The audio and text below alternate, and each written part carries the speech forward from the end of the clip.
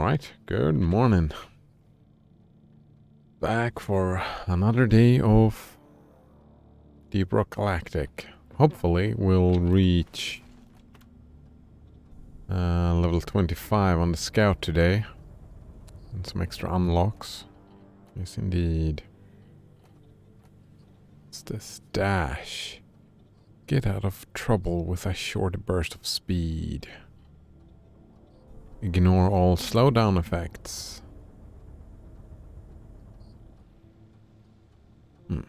Press left shift in quick success. Oh, but it's a blue one. I'd rather have the Beastmaster and just try to be better at remembering using it. Yep.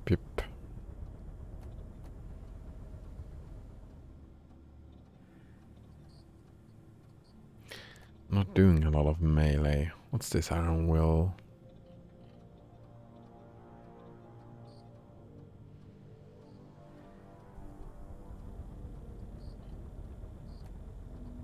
Wonder what the difference is between the... Oh, number of seconds. Like you die, but then you're alive for more time. Yeah, I don't like that. Also, it's a blue one. I need a red one. A possible replacement for thorns. I want to spend the 7 points to... Yeah, might as well. New perk unlocked.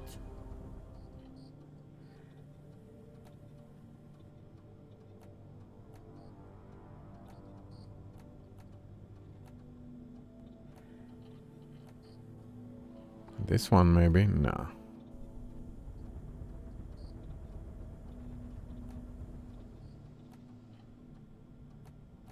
Should I just get the cheaper ones now? I mean, so far I've not found really thorns. I don't know. Probably getting the cheapest ones. Oh, we only unlock another red one anyway, so I think this is a red one rather than a blue one. Oh, damn it. Alright. Still no new assignments. Did I do this just because I can?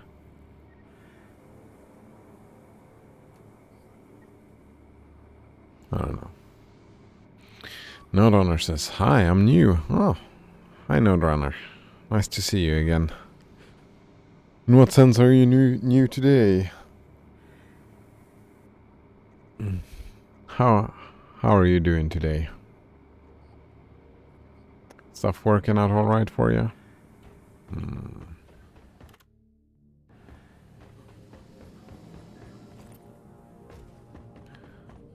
Alright, so what I want to do is I want to look around for the XP bonus if there is one.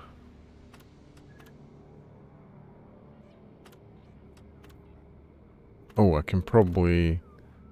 Ah, here we go. This is an XP bonus.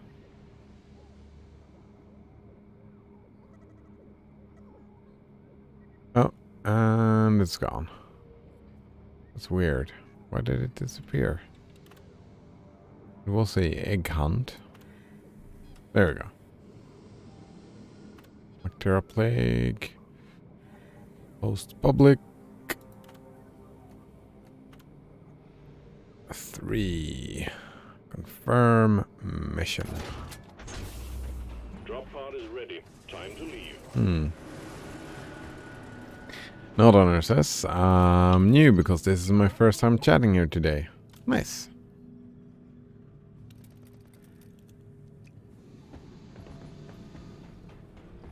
That is new. New indeed.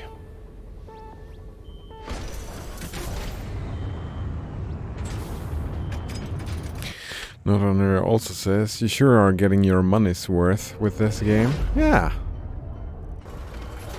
It's like...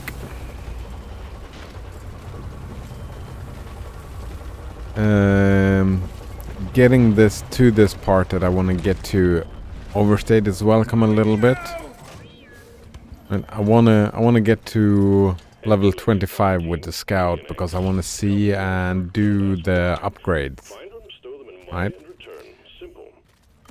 So it's more of an extrinsic reward at this point rather than an intrinsic reward, if that makes sense. I just want the shiny upgrades. That's what I want.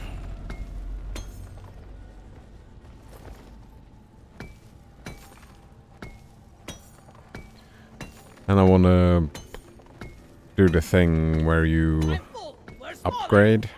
What's that? What they called it? No. There's you like restart the leveling aspect. So one or more. Like today, I'm hopefully reaching 25 today. And then tomorrow I try the stuff out, hopefully. Hopefully that's the plan. Maybe I even get finished today if I'm... Let there be light. If I'll be a little bit more efficient. Yeah, I'm starting to feel... ready. Yeah. With the game.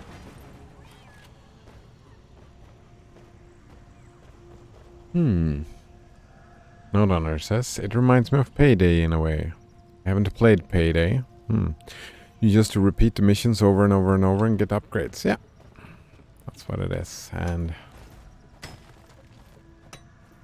I am a sucker for that kind of thing. I am indeed. Movement is on the way.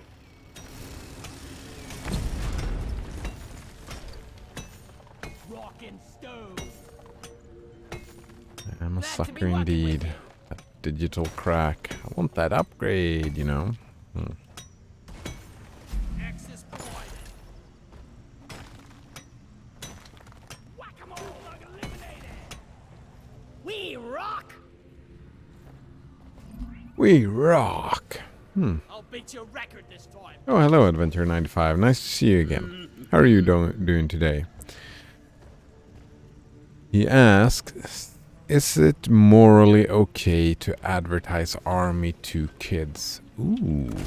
Lighting. I mean, again, there is no...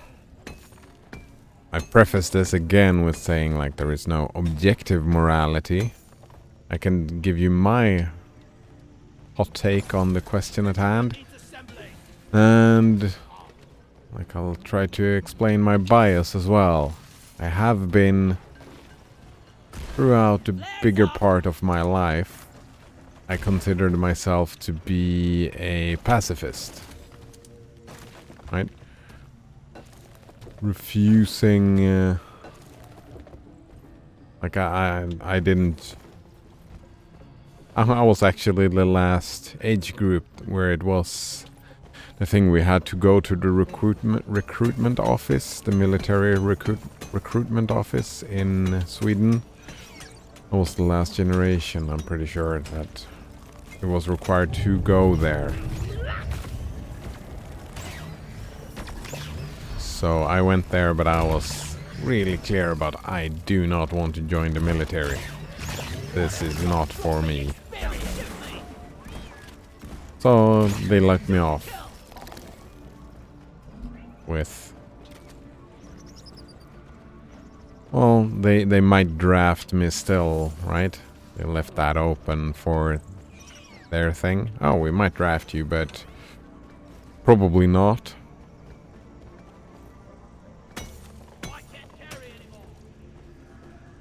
I've changed my tune a little bit on that. I need the damn minecart on legs. Where is it? Um, Can't carry anymore.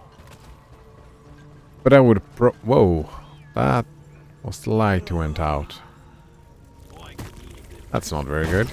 Can you still see me? Is it too dark? It's probably a little bit too dark. Attention, you miner inbound. Let's see if I can move the lights around a little bit. Alright, so I would actually even go further and say that advertising to children, no matter what type of advertisement it is, I would probably say just no. Just no to all the advertisement, actually. Because children are easily manipulated, right?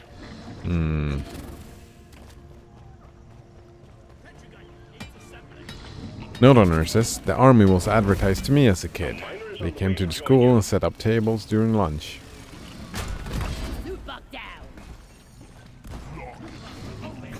Yeah. Great to have you on board. Yeah, I'll probably go with that. At From A to D, skipping B and fucking C. kids, they don't know better, so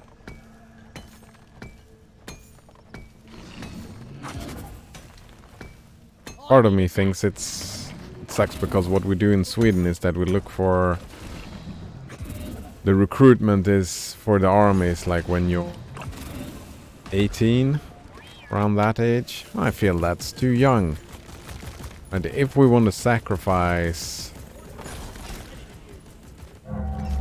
like people in society to the army, then take older people that has lived a longer life, has gone through their youth already.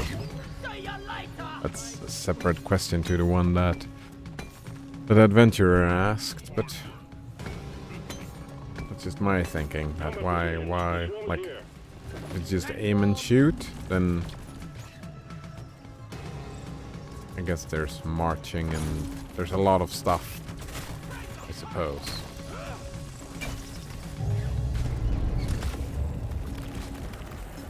Where? Why did I do that? Don't see it. Ah, there we go. Mommy! Whoopsie doopsie. Let me see if I can do something about this light. I hope so. Oh man, I'm under attack. I think that's the most annoying part about streaming this game. It's like, I like to look at and read the chat and just pause the game whenever I feel like it.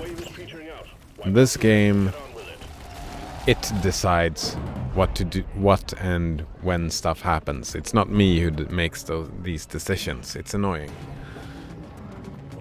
Let me see if I can move this light around a little bit.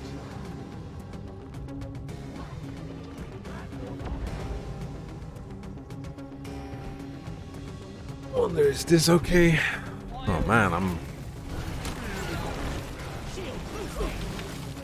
white balance got a little bit screwy. Oh man, I have the light straight in my eyes. That was super annoying. Watch and learn. Nope, that is not okay. I can't live with that.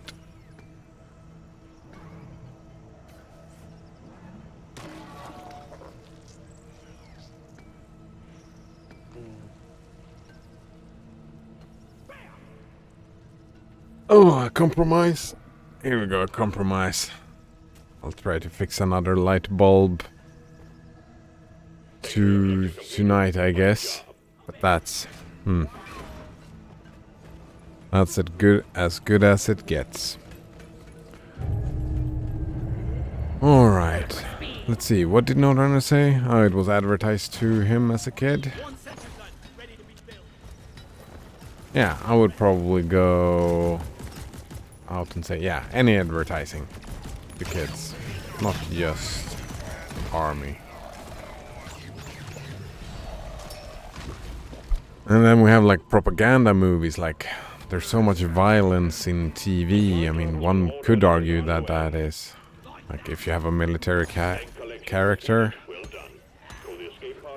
is that advertising?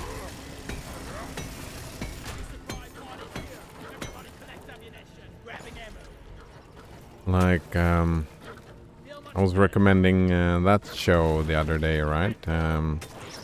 Avatar: The Last Airbender.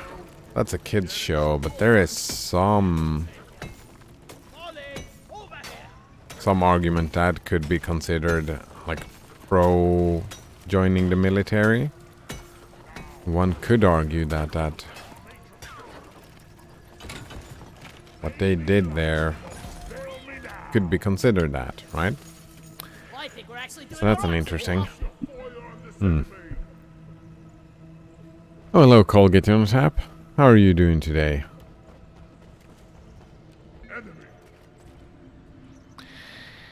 He says, ever so often, the most evil thing you can do is to kick ass.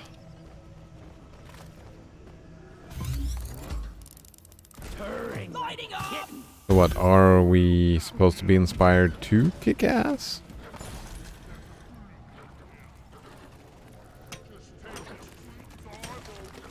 Come on. Come on, get in there. Get in there. There we go. Perfect. Actually, that was a little bit inspiring. Kick some ass. Well, a Tritolite deposit. We thought we'd lost this one. As you can see, previous teams tried getting through the outer shell of this thing, but failed. We're sending in a nanite bomb dispenser for you. If those can't penetrate it, nothing will. What is the quote again? I came here to kick ass and chew bubblegum, and I'm all out of bubblegum. Great movie. Great movie indeed. So much fun.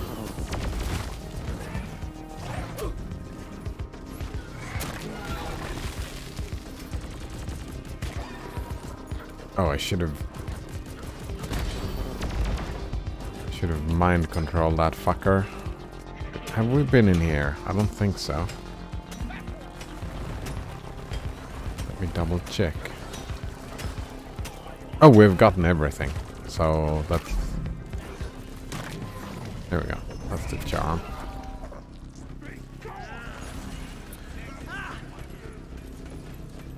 Where are you going? Alright.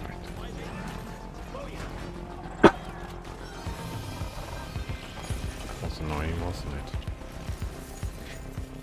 Alright, Adventure 95 says, in case of countries like the US, it seems very fucked up that they are advertising the army to kids, since the US is still going to wars in the Middle East, and then they don't seem to be stopping for at least a few more decades. I mean, I would want to separate those questions from each other, right? There's one thing arguing what the army does and just having problem with warmongering. That's one thing, right? Advertising to kids is another discussion entirely, right? Like most things that the army, like especially your army, like a lot of what it does I do not like, but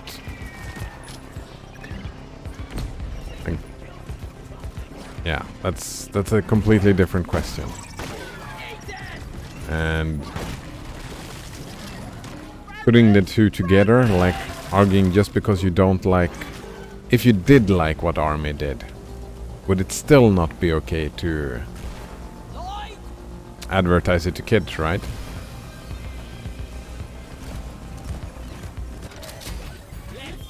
That's that's what Blasphemous usually wants to call hypocrisy, right? Well, if the army was only doing things that you enjoyed and liked and fit with your political views,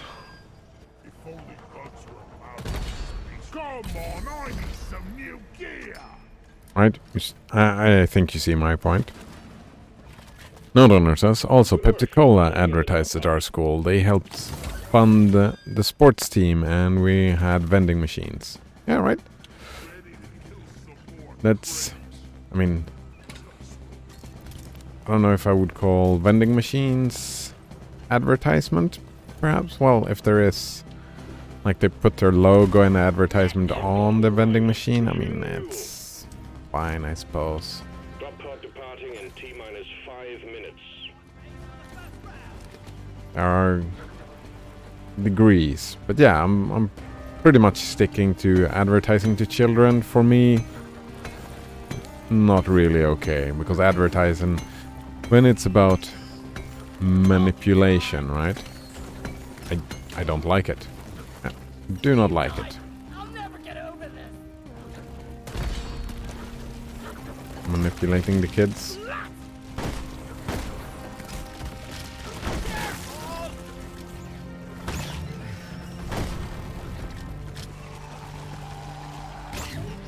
Damn sticky cat.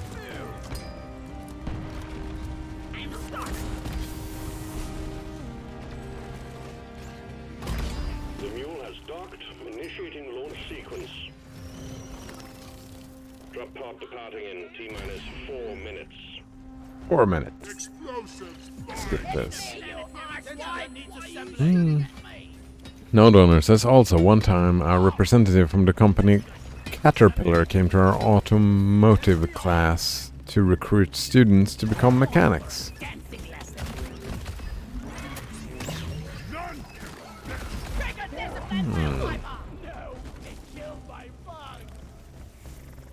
Ready to blow! Right, that actually is super... Oh. Something exploded. That is an interesting idea, right? Where do we draw the line of advertisement and information? Flares up. Like, I don't mind That's one for the books. Retrieving escape pod. informing kids that when they should make like decisions towards the future, informing them what it means to be a mechanic, what you do and what you benefit to society, and how it's... Hello, Skywalker. He's been very clingy today. Oh man, so clingy.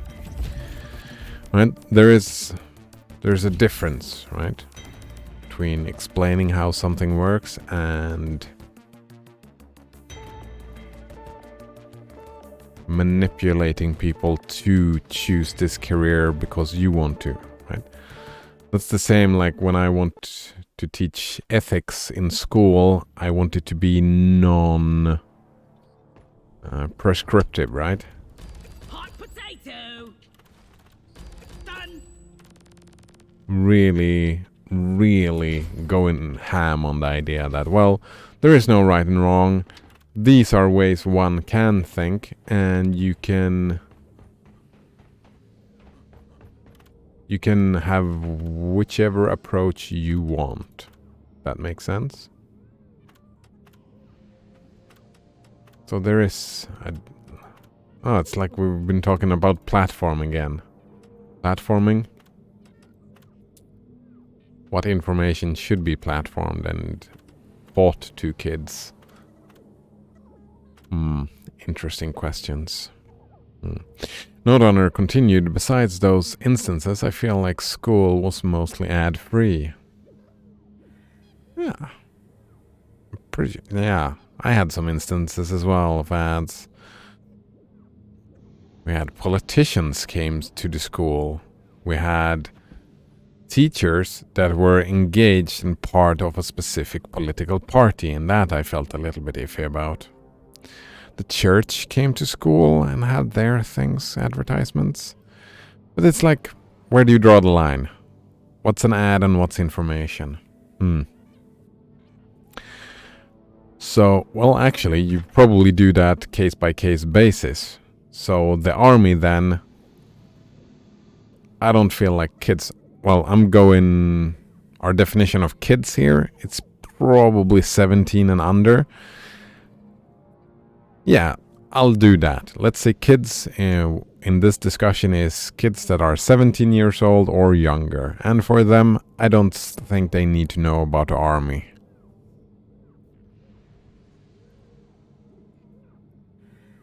Some information perhaps, but not a lot, right? Not in a way that, like, maybe preparatory information, but not information to try to make them like information that is for them to make a decision. that decision. Again, like I would argue, why even have 18-year-olds go to the army? Why not people my age, 30 and up, for the army? We are more disposable, expendable than 18-year-olds, I would say, for society.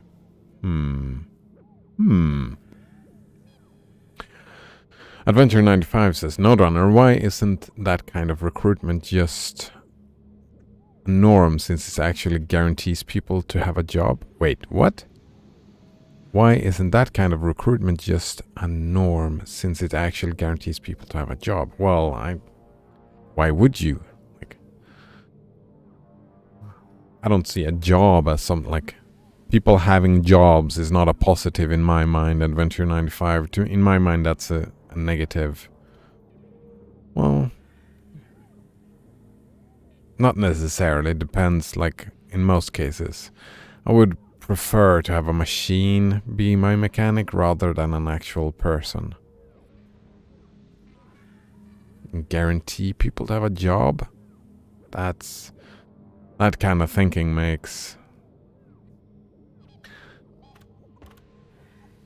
you create pointless jobs, right? That does not benefit society, that does not benefit anyone. Like advertisement, that doesn't benefit anyone. Ad breaks when you watch TV or whatever, that doesn't benefit anyone. So why is that a job? It's just because there is this idea prevalent in society that just everybody having a job, that we have to have that, so we have to create pointless jobs, which I don't like it. I do not like it. Colgate on Tap says, we had some military advertising in high school. One of our teachers was a doctor of military sciences.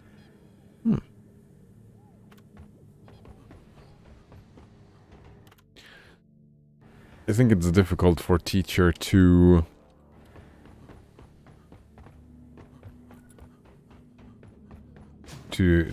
try to create impartiality for their students.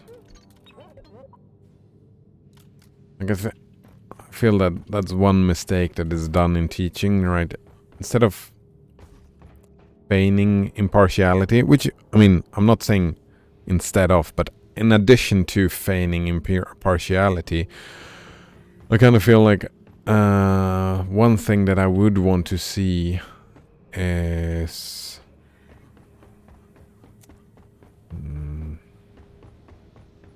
them being clear about their bias, right?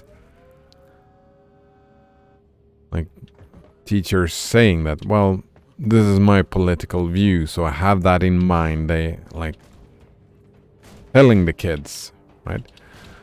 Oh, my views might. Recalibration of gravity is commencing. Nice. Smoking. Oh.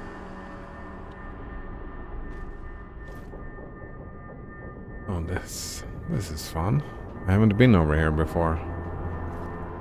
Please just let the barrels be. As fun times go, there are better options available. Oh, I can jump up here. Stop it. Is that Now. what I'm trying to do? Gravity has Jumping been up here? established. Perhaps. I haven't explored in here. Join the Union. Top hangar. Don't know if I've been here either. Yeah, just being honest, right? Since eliminating bias is can't really do that, so try to be as impartial as you can, but also be clear that impartiality is not really. This It's area is difficult. under construction. Please turn around. Under construction? Please turn around. I haven't been here before. Let's see. Adventure 95 says, I think it's quite dumb to assume that many, let alone any kids, truly know what they want to do when they grow up. And pseudo-force them to decide their future so early on when they have barely even thought about it. But that's That's not why it works like that. Like the way it works now. Is there nothing here? Seems like there's nothing here, right? The reason why school and like we're trying to get kids to make decisions on what they want to do is not for the kids. That is for society, Adventure 95. So the reason we have that structure is because for most of the school thing, that was based on what society needed, not what the kids wanted to do. Right? That's the basis for the school system. It's like, for the longest time, if your dad was a Thatcher, then you were a Thatcher. For the longest time, right? Maybe you got an internship, right? Maybe you did something else. Maybe you joined the blacksmith instead and became an intern and became a blacksmith. Maybe, right? If your village didn't need any more Thatchers. If that makes sense. So it wasn't you, the kid, that decided what you should do. So that's not the basis for the school system. Right? Alright. So it wasn't like when you say what they want to do when they grow up, that's not the history of it at all. It is, and it's not pseudo-forcing, it is straight out forcing. Well, strongly encouraging, I suppose. Like the decision has already been made. But I agree with you. Kids, like letting kids decide what they should do, that's... I'm all for freedom of expression, and like we have come so far as a species that we can think in these terms now, right? And what do you want to do when you grow up? That's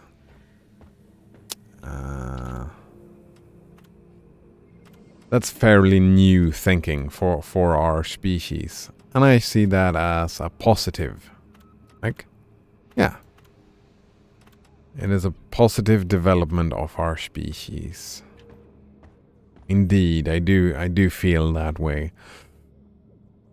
So it's not dumb at all. It's just, it's where we come from, Adventure 95, and we're moving towards. We're taking it step by step, slowly, generation by generation, moving towards more deciding for ourselves what we want to do with our lives, because we do have that luxury. That's the word. It's a luxury for our species nowadays. And I do agree with you that kids don't know enough to make informed decisions regarding what will make them happy. So I would rather than making decision in the school years, have the school years be exploratory. Right? What, like, that's a lot about what parenting, what psychology says about parenting right now, right? You find out what your kids' aptitudes and interests are, and you encourage those. You move that direction. And if they feel like they want to do something else, right? Have it more loose, right? If a kid has an aptitude for math, have them do some more math. If a kid has aptitude and interest in philosophy, if you have that specific interest right now, let's focus on that interest and teach you that right now. So, yeah, school being more exploratory. I like that. Individually focused. Actually, I did get a lot of experience from that last one.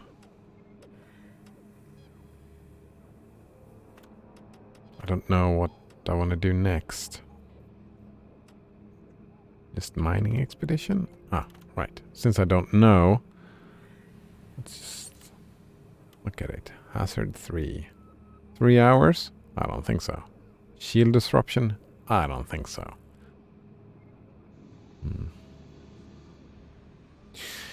Adventure 95 says, are there any good counter argument on fairness and being fair to everyone? Wait. Life is not fair. Let's continue reading. Is there any good counter arguments on fairness and being fair to everyone, or is it just selfish people disregarding fairness when it's convenient for them? Against fairness and being fair to everyone.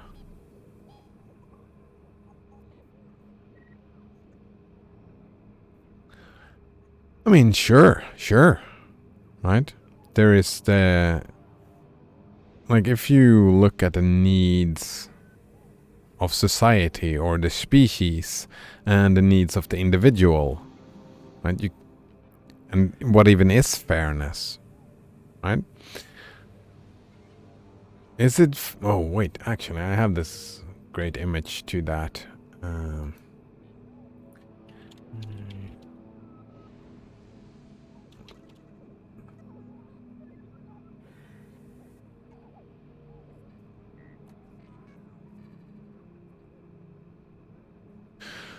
Alright, if you see this, if you look at this.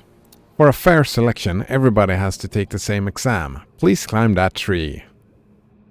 This is our education system.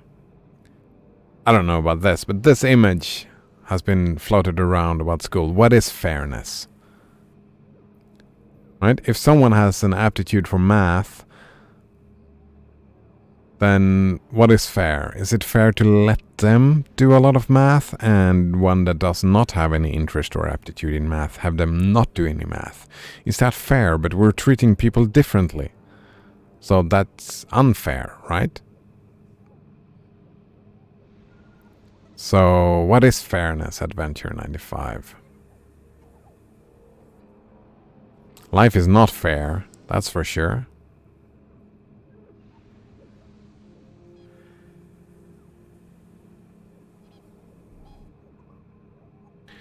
So trying to treat people fairly, I mean, I'm probably in favor of it in general, but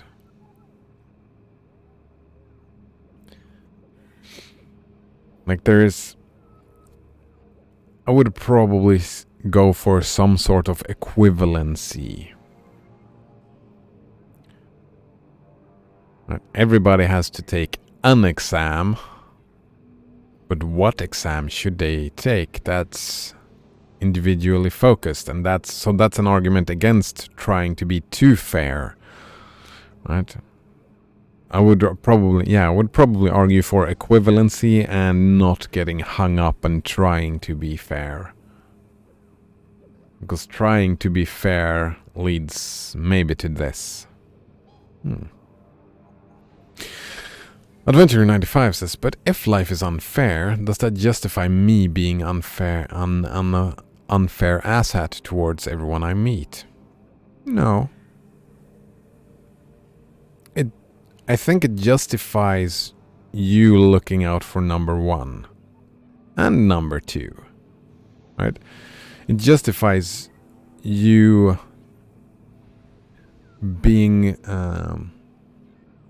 taking opportunities to make your life greater and other people's lives greater as well. But I mean, life is unfair, and it's an argument for you being grateful for the opportunities that you do have that other people don't, right? Being grateful about that, right? If you have an aptitude for math, that's fucking great for you, man. Great for you. If you don't, then that's fine as well. If you're good at world building,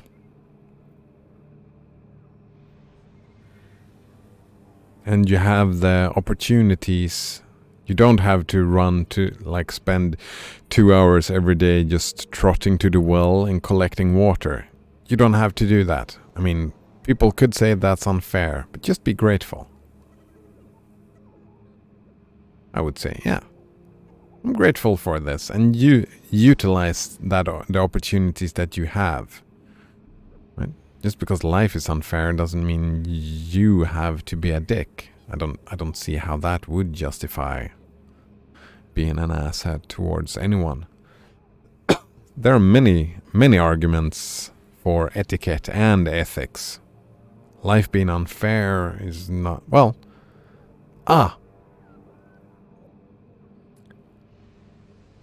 Adventure 95. Let's talk about this thing called Hume's guillotine. Life is unfair. That is an is statement. Then we have ought statements, how one ought to behave. You cannot derive an ought statement from an is statement.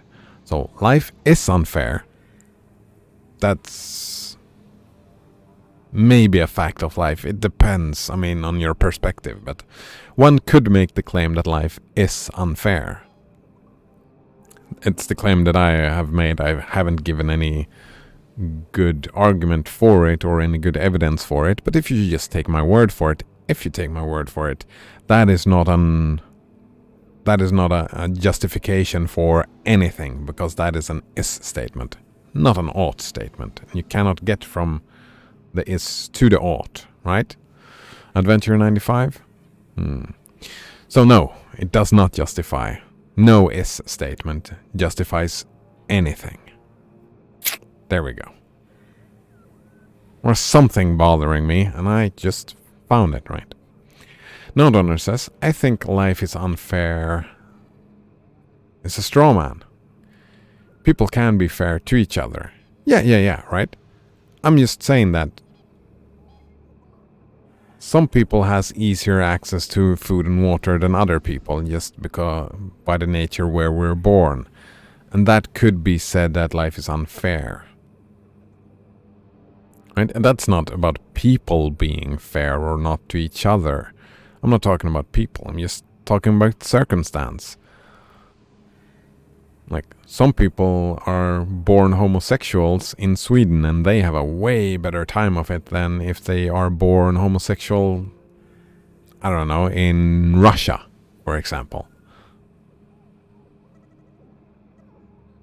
You could make an argument that's unfairness, right? But that, I think it's a problem with what the word means. What does the word mean? Fairness, perhaps?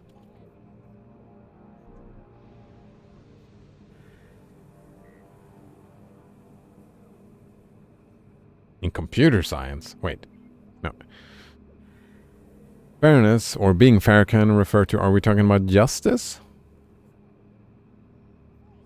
I'm more talking about the feeling, like stuff feels unfair when someone else gets something and you don't. That feels unfair. That's where I go from, right? When I am treated differently than someone else, when I feel that unfairness. Does that make sense, Nodrunner? Adventure 95 said, but what if my desire is to make people's lives more miserable? Is it? Is that your desire, Adventure 95? Just in general? Have you ever met one that had that desire, just in general, to make people's life more miserable? Like someone who really wanted to be the antagonist? I'm pretty sure I've never met a person like that. Most people see themselves as the heroes in their own story, right? And I worked in a prison for a year, right? I've hung out with murderers. And I did not see them as wanting to make people's life more miserable. They didn't even want that when they committed the murder. So I don't know if people is like, there probably are some people like that, right? That's such a minority of people. But sure, all right, let's say that your desire is to make people's life more miserable. Can't I just justify it with the good old life is unfair? No, you can't. You can't justify anything by an is statement. That's what Hume's guillotine says. Life is unfair is not a justification for anything. It's not a justification for being nice. It's not a justification for being mean. Making people miserable or making people happy. It's neither of those things. You can have your opinion, right? If you want to make, like, if life is unfair, then you could have the opinion, well, I don't like that life is unfair.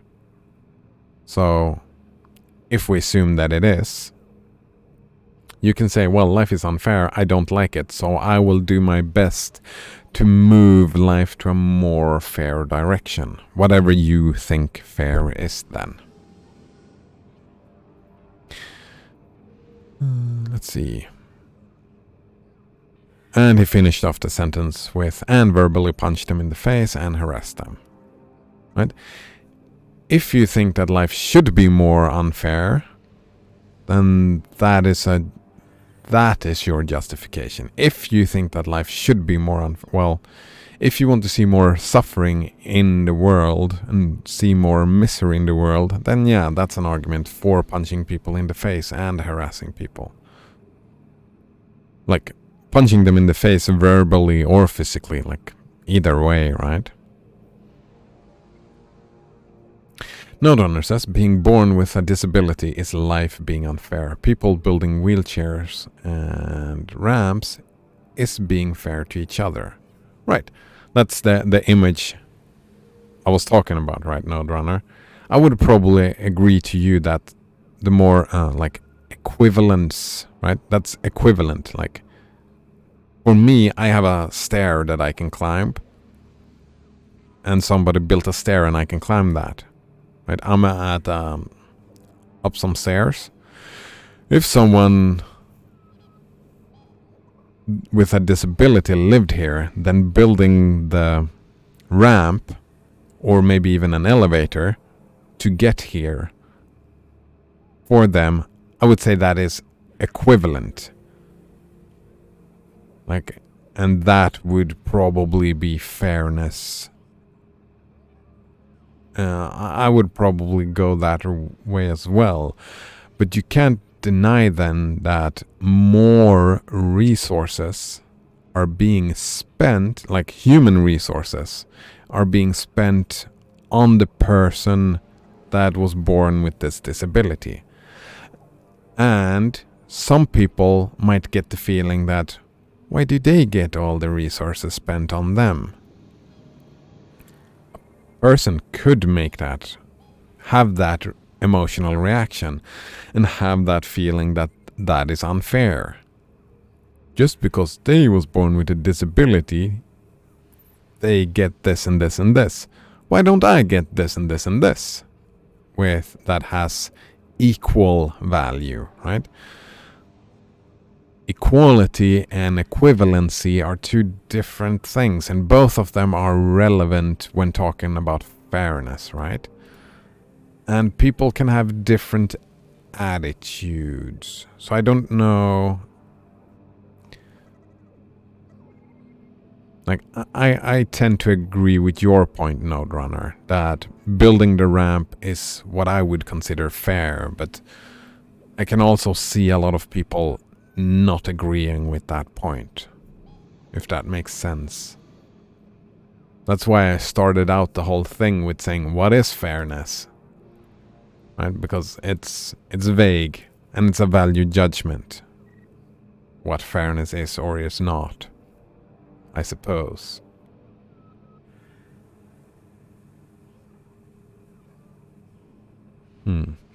Adventure 95 says, so I shouldn't just take it, and I should have a right to fight back or get back at some people if they're being unfair towards me, and justify it with life. Again, Adventure 95, you cannot justify anything with life is unfair. That is not a justification for anything. Unless you want to figure out Hume's guillotine.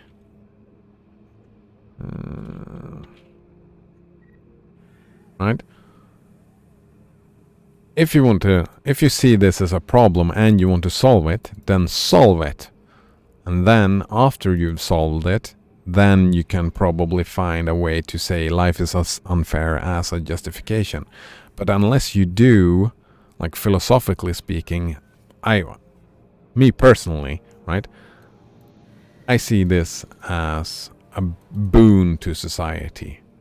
I think this, just like Occam's razor, I think this should be part of school, that we're being taught that this is the way it is, right? Unless you solve this, there is no objective morality.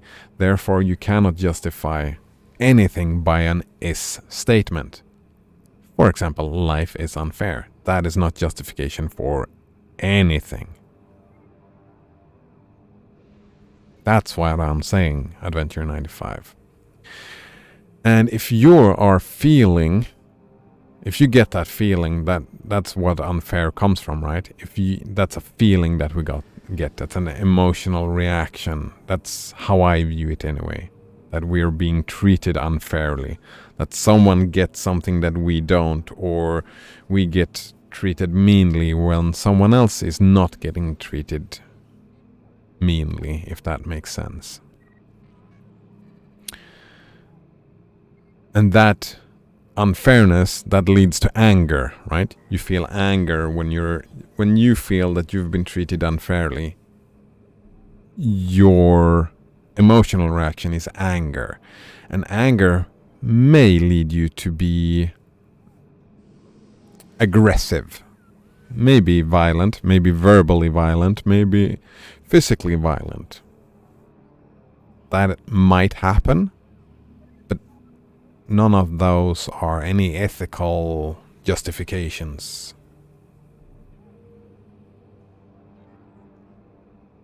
Like, you becoming angry is not an ethical justification. That's just you becoming angry. And that's fine.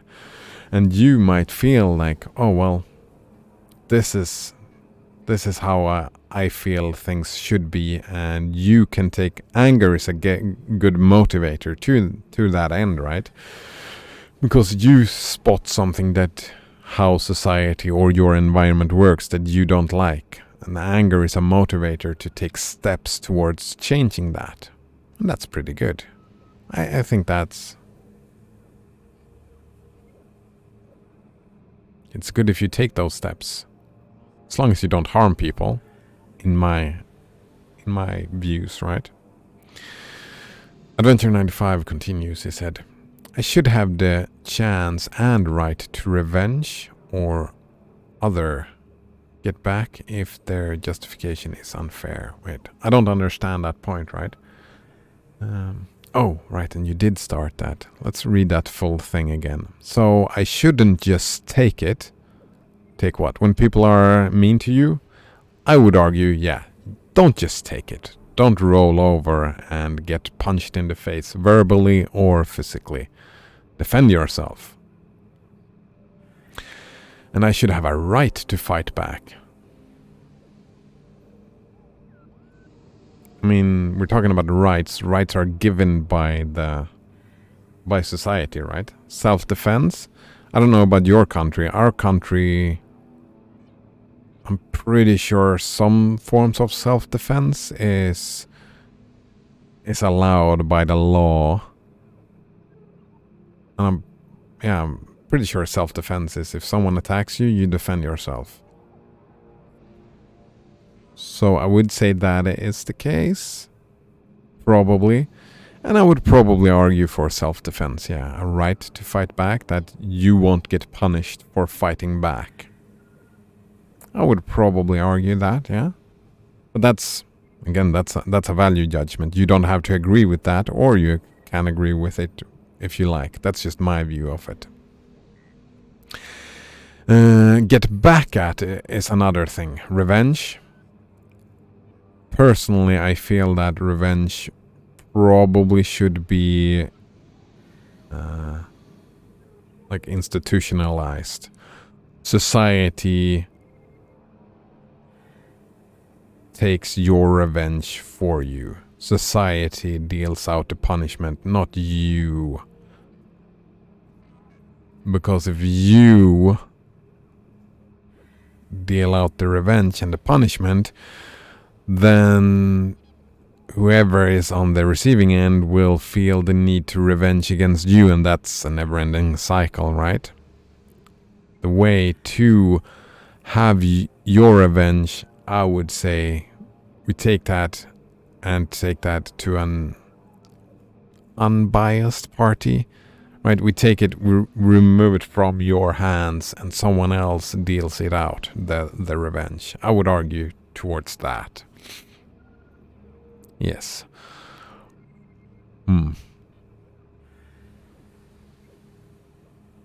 Let's see. Some people, if they're being unfair towards me and justify it with life's unfair. I mean, that's the emotional response that you do have. You do feel angry and you feel that this is unfair, and that motivates your actions. But then, like, if we have society, like the government or whatever, the elders of the village, whatever, right? Someone who is removed from the actual situation to deal the punishment, right? That, so not to have, so your steps, right? Defend yourself, yes. But after the fact, when you want revenge, you go to someone else and ask them to, I need revenge for this. If that makes sense. And that is pretty much how justice systems works these days, right? It's not you who are dealing the revenge. It is the government usually. Alright, and then he continued, I should have the chance and right to revenge. Yeah, again, no, not you. You should not do the revenge. In my opinion, anyways.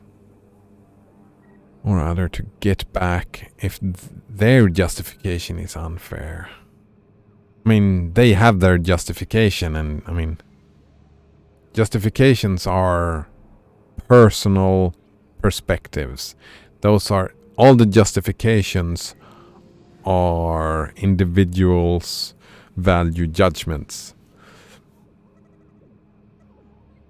So, well, actually, you can't go to ought from an is.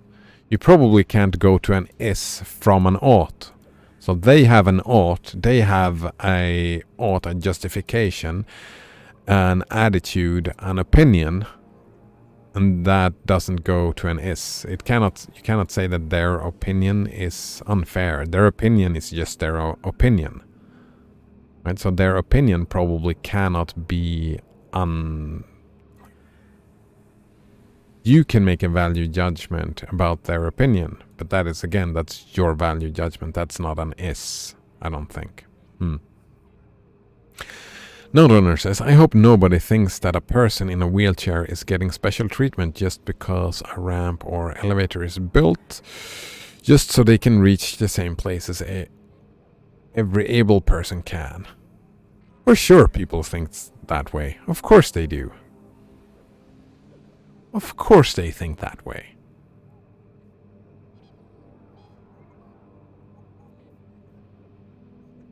Of course they do. I felt that way, right? I remember, like, when I was deep in my depression and got into the wall and ran into the wall and got sickly and stuff like that. Society did not do a lot for me. It's like, what happened? My parents had to take care of me because I was not able to take care of myself.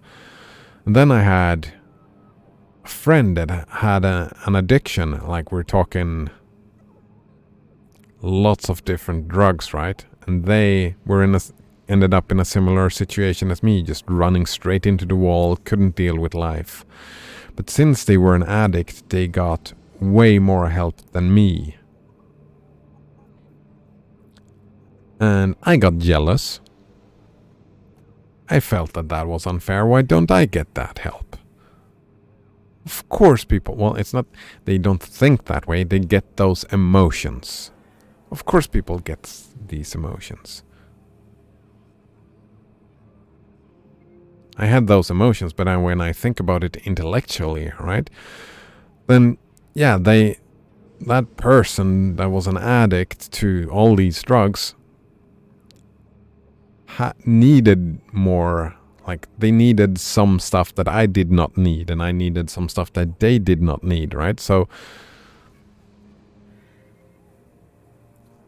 of course people think like that. Of course people think like that. Spend the resources on me instead of them. It's unfair that they get just because X. And it might be a wheelchair. Nodrunner continued, yes, resources need to be spent on that ramp, but they also needed to be spent on the stairs as well. I like elevators because they're convenient and useful for everyone. Yeah, right. I mean, yeah, you do have a point, Nodrunner. Like, building the ramp or building the stairs. Maybe the ramp even takes less resources, right, to build a ramp. So that was a bad example. Perhaps. Maybe a bad example.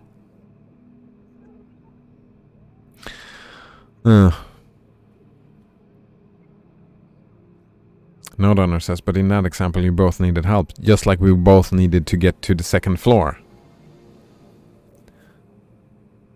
Right? We both needed help, but we needed different help, and we came from different... like, maybe he was in the wheelchair and I was not in the wheelchair.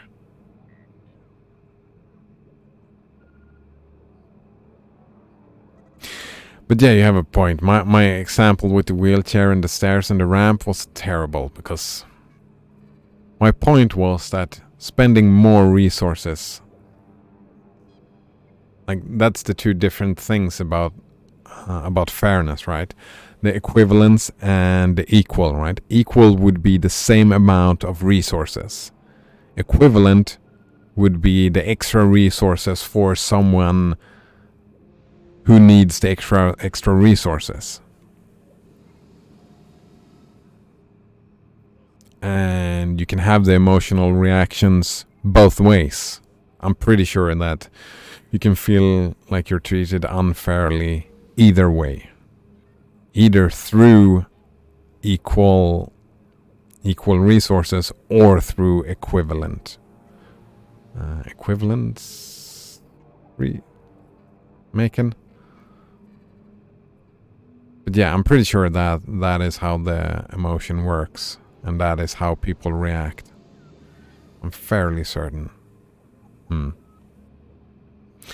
Adventure 95 says, but society hasn't dealt out my revenge, right?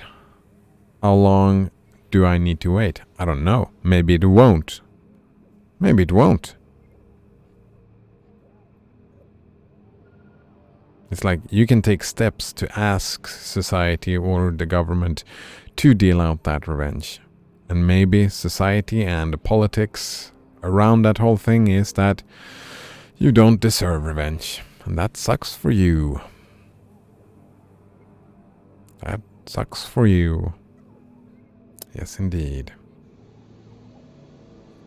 Adventure 95 says, in fact, how long does everyone being wronged need to wait? In fact? That's not a fact. The fact of the matter is that we humans are not very good at organizing ourselves. In big groups, countries, societies, governments, we're not very good at it. It's fucking difficult. That is what it is. So we fail and we stumble, and everybody is doing their best. And to come with that statement again, life is unfair. Life is unfair. It's... I don't know if that is... I don't agree that it is a straw man. It's just... like, yeah, in both the equivalent and equal perspectives of unfairness, life is unfair. People don't have equal...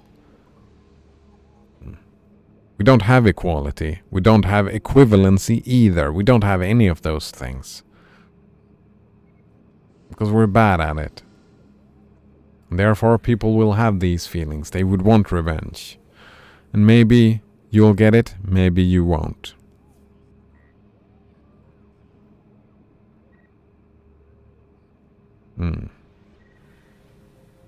No donor says, I think in a way that's justified. If two people are both having a mental or a physical problem that's not being addressed, of course, that's something you would be frustrated about. Yeah. Exactly. That's my point, right? And it's not justified. It's how we work. That's how the emotion work. Emotions are not rational. Right? Like my example, for example, the way I thought, I can imagine people thinking that about the stairs and the ramp. Why do they get special treatment? I have to walk in the stairs. And they have the emotional response that it's from their perspective seems like more resources are spent on the person in the wheelchair. I could see that happen, right? Even though there is no extra resources spent on the person with the wheelchair, I can see someone having that belief and getting that emotional reaction still having that emotional reaction. Because they're not rational. They're not based on evidence. They're based on perspectives and perception. And those stuff are wrong all the time. That's why we have Occam's razor. Because our assumptions are wrong. All the time. All the time. Right?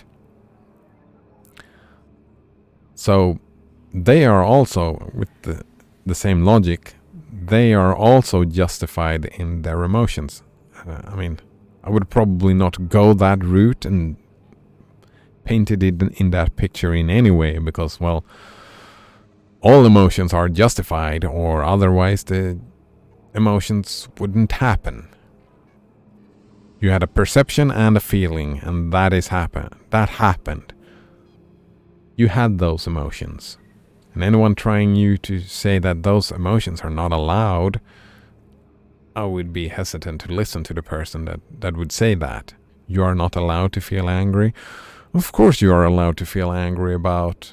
I mean, that's your emotion. How you deal with it, your actions, those are things that we can restrict, right? That we can, from a political point of view, we can say politically that, well, we have decided that everywhere people with wheelchairs are, we will have ramps. Again, terrible fucking example. We spend the extra resources for the people in wheelchairs. There we go. We spend the extra resources on that.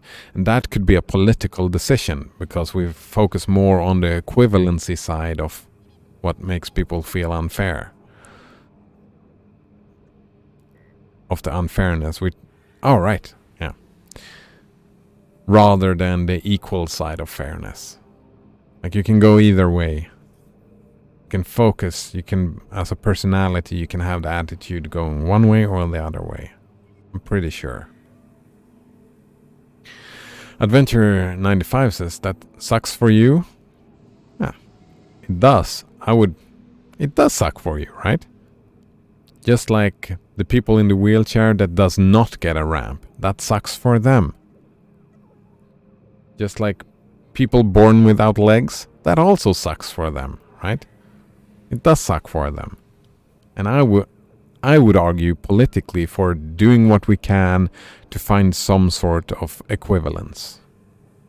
That's my argument, and that we should try our best to do that politically.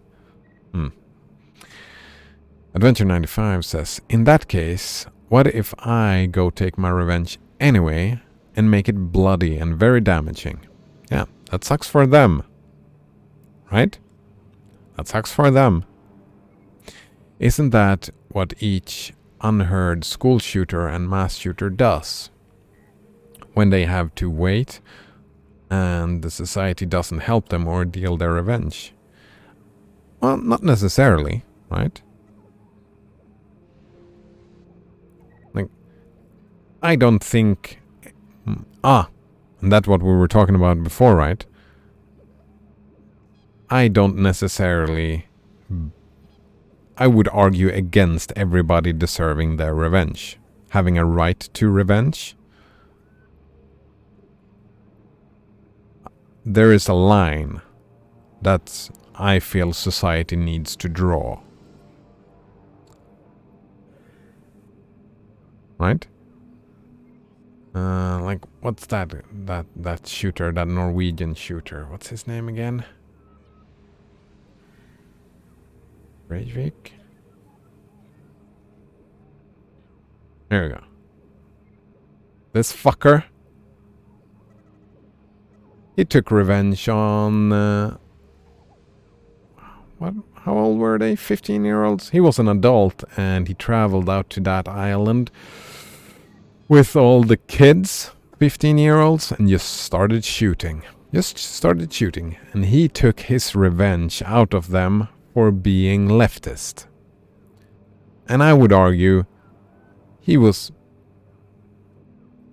would have drawn a line. His revenge was not allowed, should not be allowed. Right? So the school shooter's revenge, wanting people to die, they not getting revenge. I would probably argue that revenge was not, I would not agree with that revenge. Like, that's a political decision, right? And I would argue against that. I would argue against everybody having their revenge. That's one of the reasons I would argue that society should be the responsible party for dishing out revenge. Because society, we can discuss politically where do we draw these lines. What should the revenge be for this situation? And should there even be a revenge for this situation or not, right? That's why I'm arguing for a person should not be the person making these decisions. Because there are people like this. There are school shooters, right? I'm arguing for, that's no. Just no. I'm just saying no to all of this. All of it. Stop it. Stop it. Right? Their revenge, I would not allow. Nope. Just no. That's my personal perspective. My opinion.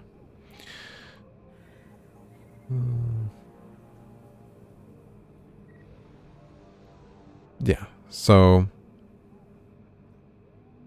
it did suck for him, right? It did suck for him. That's why he took this revenge, because it did suck for him. Just like it did suck for the school shooters. It did. That's not a justification for anything. That's an is statement. Yeah, that is sucky for you, right? You are having a bad emotion reaction to whatever, right?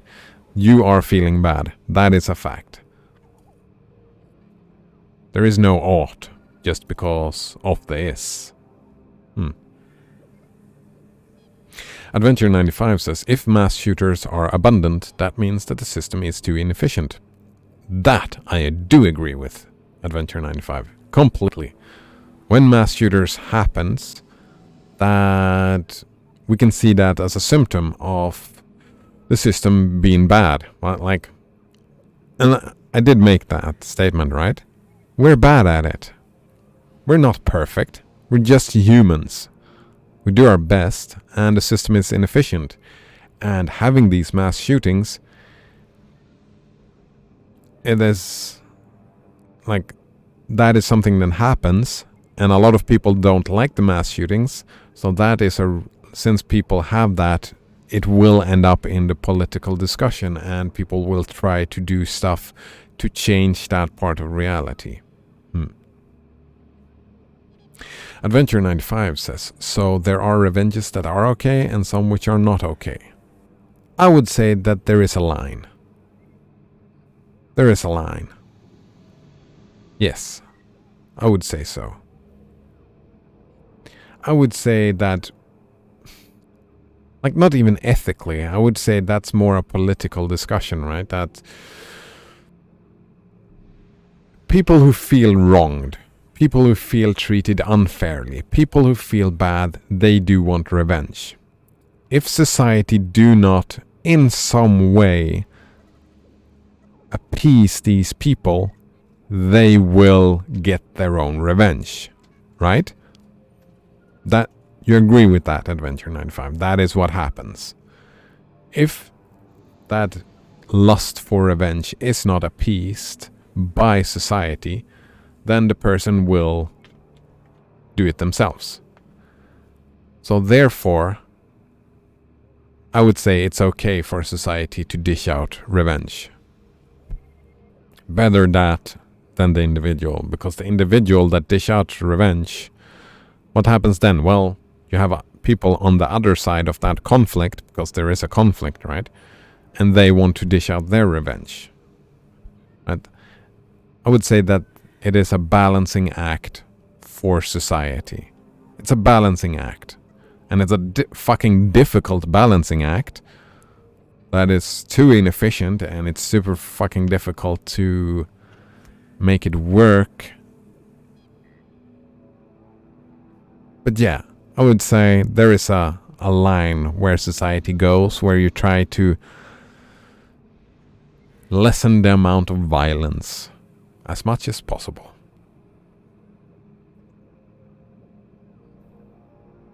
Colgate on tap says, they were leftist though. Maybe they didn't like Amazon. Oh man. Oh man. I'm feeling a little... I don't know why. I feel a little bit icky. I can't even joke about it. It's so sad. An adult man going in just murdering so many kids. Oh. Yeah. Adventure 95 says to call Get In on Tap, or they wanted to unionize. Yeah, it was a socialist. It was socialists meetings. Like a youth camp for socialist kids. Rough, man. But yeah, it sucks for them getting shot like that. Adventure 95 says, so sucks for them is fine. Wait. So sucks for them is fine as long as you get away with it? I don't understand. Sucks for them is... that's an is statement. Right? When I say sucks for them, what I mean is that they or you or whoever has a feeling of anger and, I mean, whatever, sadness, feelings that they feel bad about, right? And they want revenge or whatever. That is an is statement. That it sucks for them. They would probably make the claim, this sucks. So it sucks for them. And I can feel empathy towards that. I can feel sympathy or empathy. I mean, I can say that, yeah, it does suck for them. And I would probably make an argument to try to, to do something along the lines that we do today. I would want to change a lot of stuff about how the crime and punishment system works. Oh man, I'm getting hyped. I'm getting excited about reading that book, Crime and Punishment. I think that we'll talk more about this discussion when reading that book? Probably. So sex for them is fine. I mean, it's not fine. My personal attitude is that anything that sucks for anyone, like any suffering, I don't think suffering is fine. I don't like suffering. I would move in a direction to reduce suffering. That's my personal objective. My personal opinion, right, is that if something sucks for someone, I don't like it. I would do something to make it not suck for them. Right? And I could go many different routes to that. We could give them the revenge that they crave. We can give them therapy and help them deal with that anger that they feel. We can, like... I don't understand the part about as long as you get away with it. I didn't understand that bit. Alright. Notrunner says, I think these events are actually quite rare. Yeah, they are quite rare. They are rarer in some parts of the world than others. Right? We can make comparisons. But yeah, they are quite rare. Right? Breivik was many years ago. But they are so shocking and the story is spread so well that we feel like the problem is way bigger than it is, says Notrunner. Yeah. I agree with that statement. But it also, I think, yeah. And it can lead to society overcorrecting, right? Since I've been talking about it's a balancing act. And these, when they happen, that might lead to an overcorrection to one side, since it is a balancing act. But I mean, we're not good at it, Notrunner, right? We're not good at it. So yeah, the problem seems to be bigger than it is, so we overcorrect, and then when we overcorrect, stuff happens that we don't like, so we overcorrect a little bit on the other side, and then we overcorrect. Balancing act, right, Notrunner? That's how we do it. But yeah, of course. That's why a lot of people are pissed about social media nowadays, right? And cancel culture and all of this we've been talking about. People are like so offended by everything. That's because a lot of problems seems bigger than they, well, not bigger than they actually are, but they get a bigger part of your mind. Actually, that's a value judgment as well. Like, how big is a problem?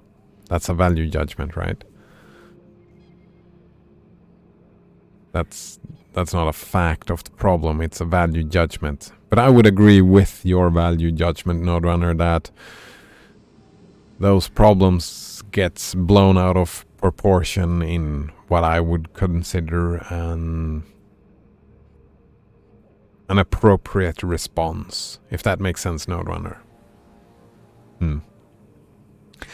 Adventure 95 says to Notrunner, the people who go unheard either kill themselves or take multiple people with them.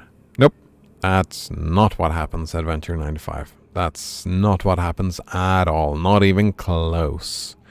Not even close. Most people go unheard. Adventure 95. Most people go unheard. Yep. And most people do not go kill themselves or take multiple people with them. That's not what happens. Usually that's an outlier, right? Usually those people who do these things have antisocial issues. Usually, oftentimes, they got beat up by their parents over and over and over again, and like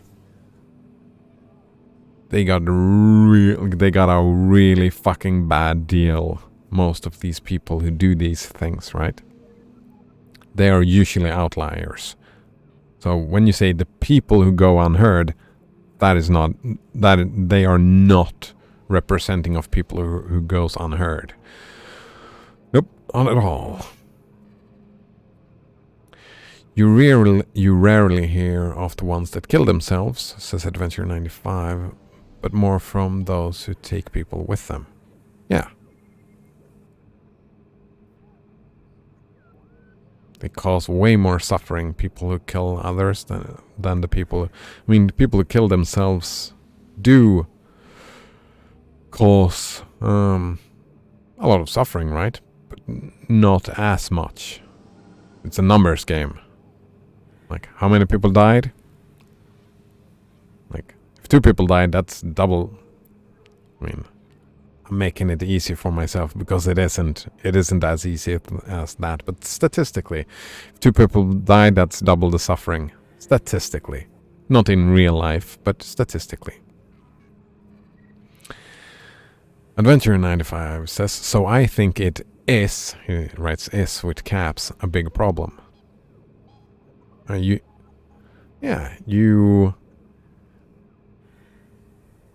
what is a big problem? Oh, right, people killing other people? It is a big problem, right. You feel that the world should not work like that and it ought to change. Adventure 95. Yeah, it's difficult because common language and the language that you... I mean, I understand what you mean there, Adventure 95. That's your opinion, right? Your opinion is that it is a big problem. Because our language is not well suited. Our language is not built around the consequences of the sort problem. Our language are built around there being an objective morality. That's how our language is built. So semantically and like grammatically and philosophically, saying that it is a big problem does not make any sense to me.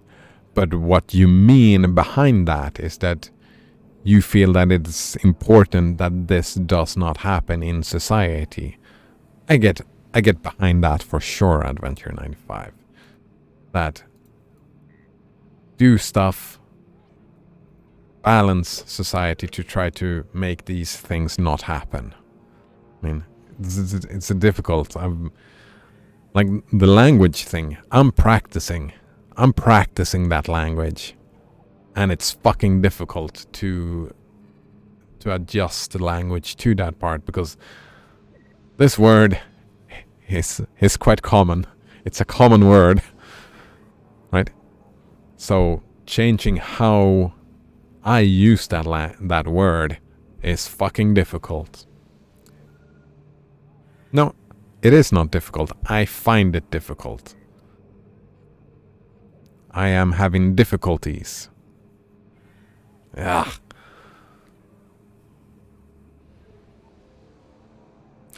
That's also why I am so like pointing it out, because I'm practicing at pointing it out.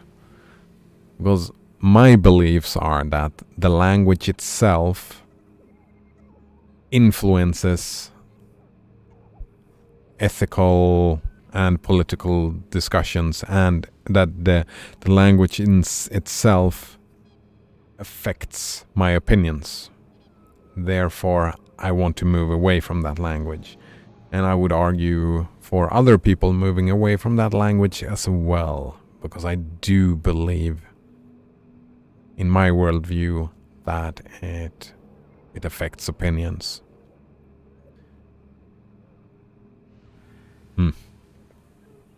And those opinions are not justified by any is statements. Note Owner says, I don't think we should group homicides and suicides together. They're not equivalent. Yeah, they're not equal, right? I mean, there are ways to group it together, like you can just say people dying by violent means. In that sense, we could group them together, right, Node Runner? But politically, I would not... Yeah, right? Actually, I wouldn't make suicide illegal at all. That's... that's... What? How can you make suicide illegal? Right? What's the point? What's the point in making a suicide illegal? So in that, like in legal terms and in law writing, I would not group the two together, no. I agree with you on that point, Nodrunner, because it wouldn't make any sense. Not to me anyway. Oh man. Colgatinotap asks, what is homicide? Murder. Murder. You kill someone. I think. That's as far... Actually, let's double check. Homicide. It's the act of... Oh, it's not even murder. It could be manslaughter as well, right? It's just... one human killing another. Yep. Colgatinotap says, Amazon is a great company. They value my privacy. No. Is a great company. Also is a value judgment. Value your privacy, and that's a lie. They have been lying to you, Colgatinotap. They do not value your privacy. They are lying to you. I'm sad to be the bearer of bad news. This random dude on the internet. I'm telling you that they do not value your privacy. I will give no evidence to support my statement. You just have to trust me. I wouldn't lie to you, would I? Colgatinotap says, why would they lie to me? I don't think they're even aware that they are lying to you. Colgatinotap, I don't think they are aware that they are. Ooh. XP, let's join.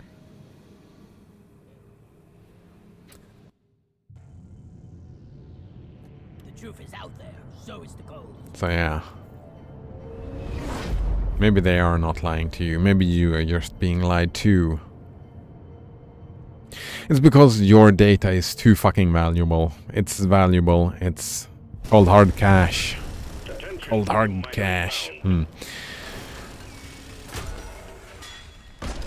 Nodrunner says a person killing another person who is not themselves. Exactly. Another person is not themselves. Right? Yeah. Humpjack requested and is inbound.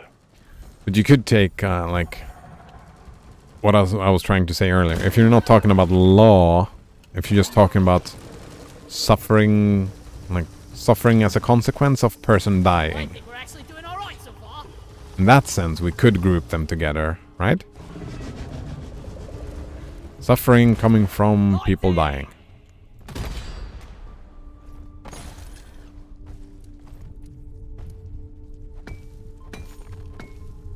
Like, the loss, the grieving that happens. Whether suicide... I mean, there are differences. Like, in a suicide, Lloyd! the grieving process probably works way differently than Loot bug looted! if someone got murdered. I think probably statistically, I don't know about this, but I would guess that there is more anger Your team is getting in murder inbound. than in... Time for some action. than in... well, in homicide rather than... yeah, anger and feelings of unfairness. More in one than the other. Do I... wait, why am I taking damage? Oh, Great to have you on board. wait. Why? Low oxygen. Oh. This is new. This is new. Alright, I've never played in this. Are there pockets of oxygen? Or... we'll look at it. Colgatinotap says, so you meant to say that I am being lied to by them?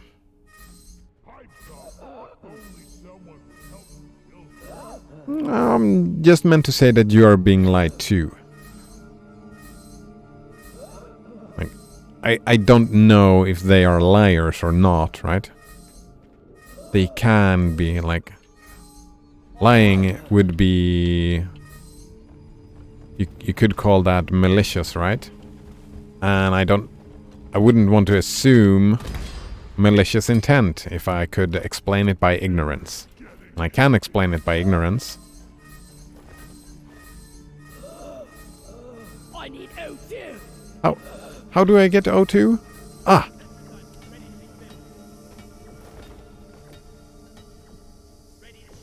Alright, we've got O2 just... I hope they are unlimited here. Interesting. Node owner says, it appears oxygen is not included. Actually, I've been feeling the itch for oxygen not included. But part of me was thinking, I have to get to BioShock soon. I want to get to BioShock soon. But I have other stuff that I want to get to as well. And I think, man, no, man, I should wait longer. Like the DLC did get something like a lot of people saw a lot of reviews saying that it doesn't really work yet. So I want to wait. I want to wait because if I wait, they can fix the DLC and I can play the DLC in Oxygen not included. Over here by the marker point. Loot bug pop. But I do want to play that game again. Yeah. Pop the loot bug. Let's get the minerals. Great game. Great fun. And yeah, it does appear. Oh yeah. I wonder if it's inspired by that game. Maybe. At the office. I can't breathe. What's the fire? Yeah, man. I'm also really looking forward to Crime and Punishment now, especially after this discussion. It feels like we're touching on Crime and Punishment more and more, and I'm like, this stuff is interesting. I'm curious how and if the book and those discussions will change my perspectives on Crime and Punishment.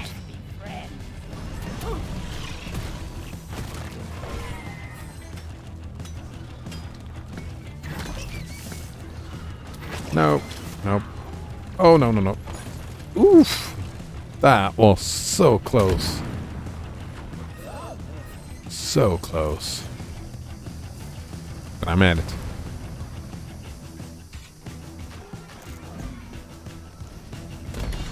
Oh. Oh, I need to go up here, right? The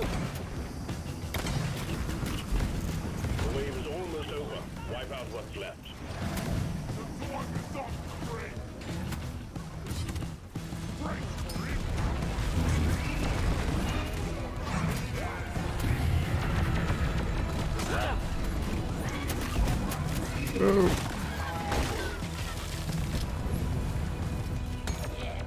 Dang. Get out of my way.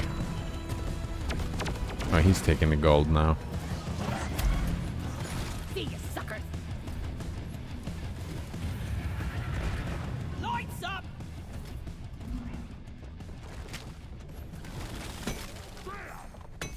Oh, we just need to collect the pipelines. But there's XP here, so I'll just go ahead and explore this top, because that is what my class is good for. Wonder if you can do something with those things. Oh no. Where is the thing? Breathe. Toxic. Avoid mission control. He really has it. Don't leave me. Die, monsters. I will revive you. Thank you, brother. You're a rocket. Go. Oh man.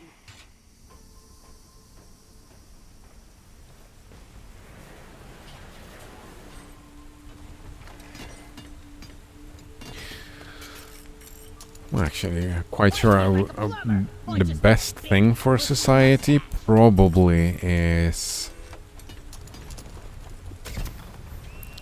probably would be moving past the desire for revenge. Stand clear. Humpjack inbound.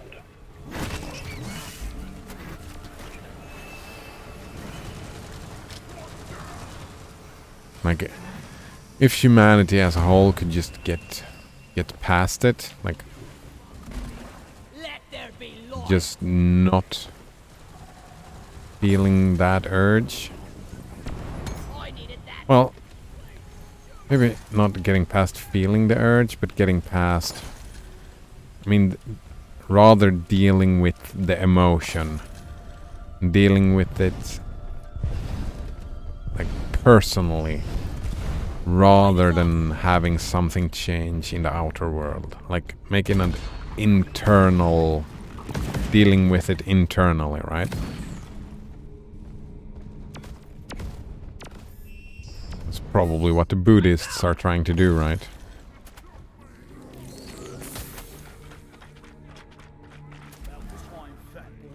Trying to build a norm where Much better. yeah. I'm out of air.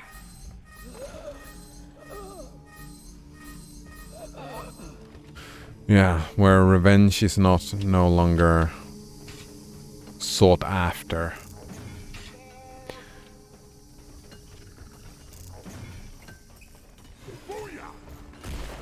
Flares up. Oh.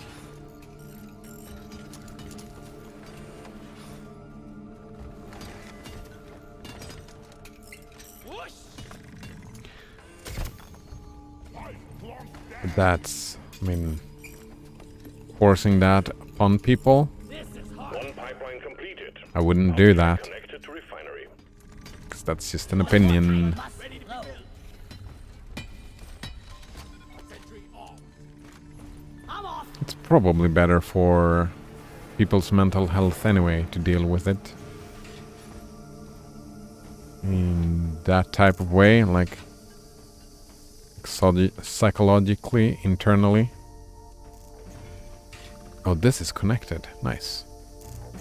I'm gonna revive this fella.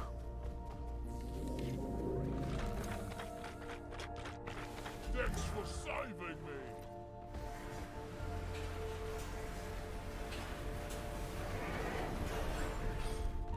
Oh.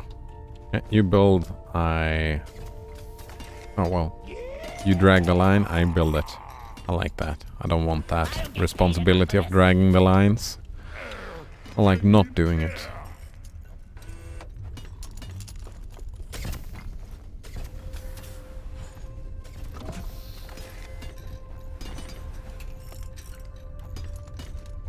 And segment done.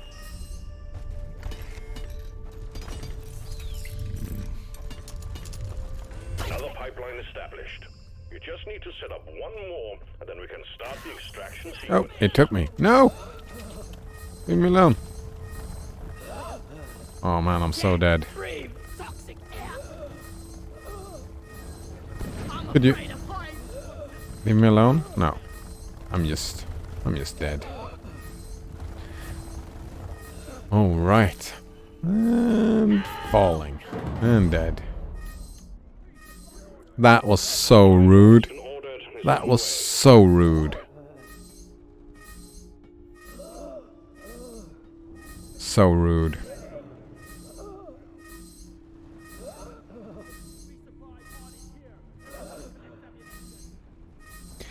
Yeah, I don't know how I feel about that mechanic.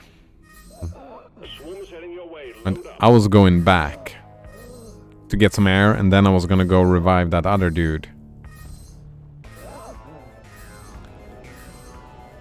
But no, this just random thing happened and just killed me. Right? It just killed me. Incoming. Smoke him if you got him. I couldn't really do anything about it, could I? Oh. I have to look at him? Of course I do. Steve gave his life for me. Thank you, Steve.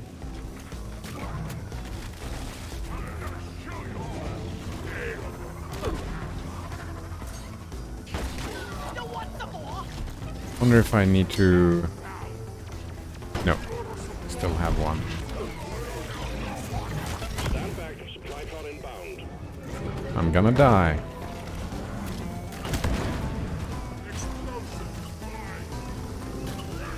This dude is dying over and over and over again. Leave no dwarf behind. Is he even better at dying than I am? I'm gonna die any second now, though.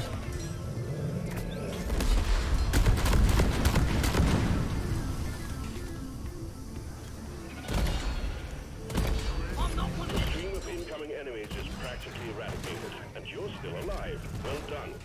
Getting forever. Hold me. Acceptable. And hit in the back.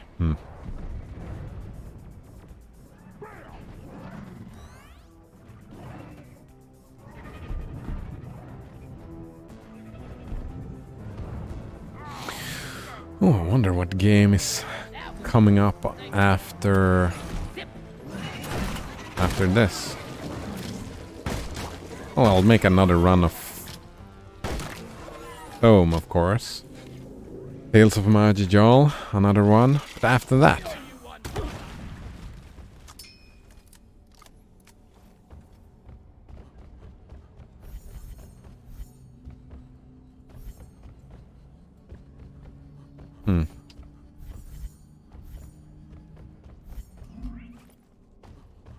Barley bulb, over here.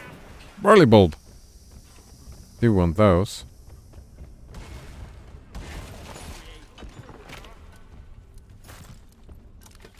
If you don't rock and stone, you ain't coming home. Rockenstone. Nice. Down the hatch. Grabbing ammo. Yeah, give me some sugar. Oh, these fuckers have oxygen on them as well, of course. Nice. Pump jack launched.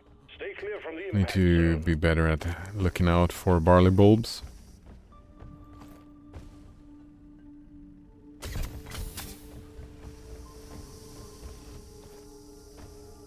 Let's get the pump jack connected and pumping.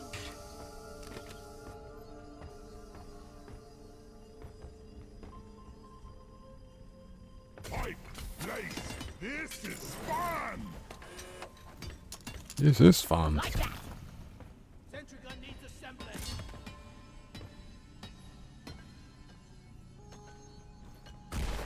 Light!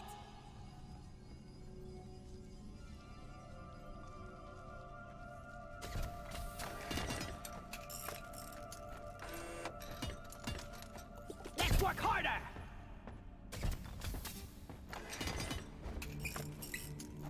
Pipe serving is too fast. Hello! Why does it feel like I'm the only one building the pipeline? So much better than walking!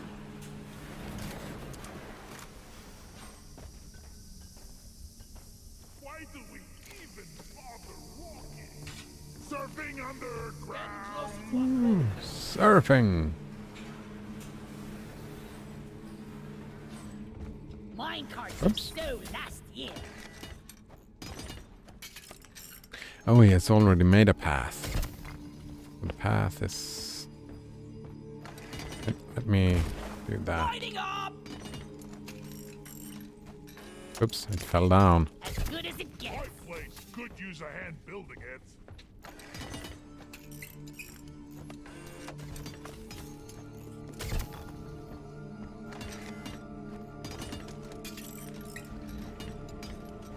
I just love manual riding a roller coaster. Oop, It'll be a beauty once it's done. I'm gonna go get some oxygen. Oh, I should have just put a thing down. Oh, this is fine.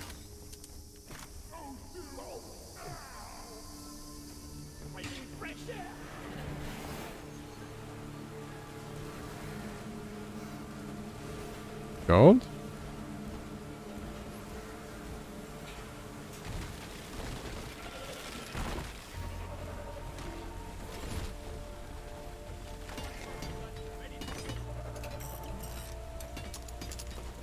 Lumber Too bad I'm busy.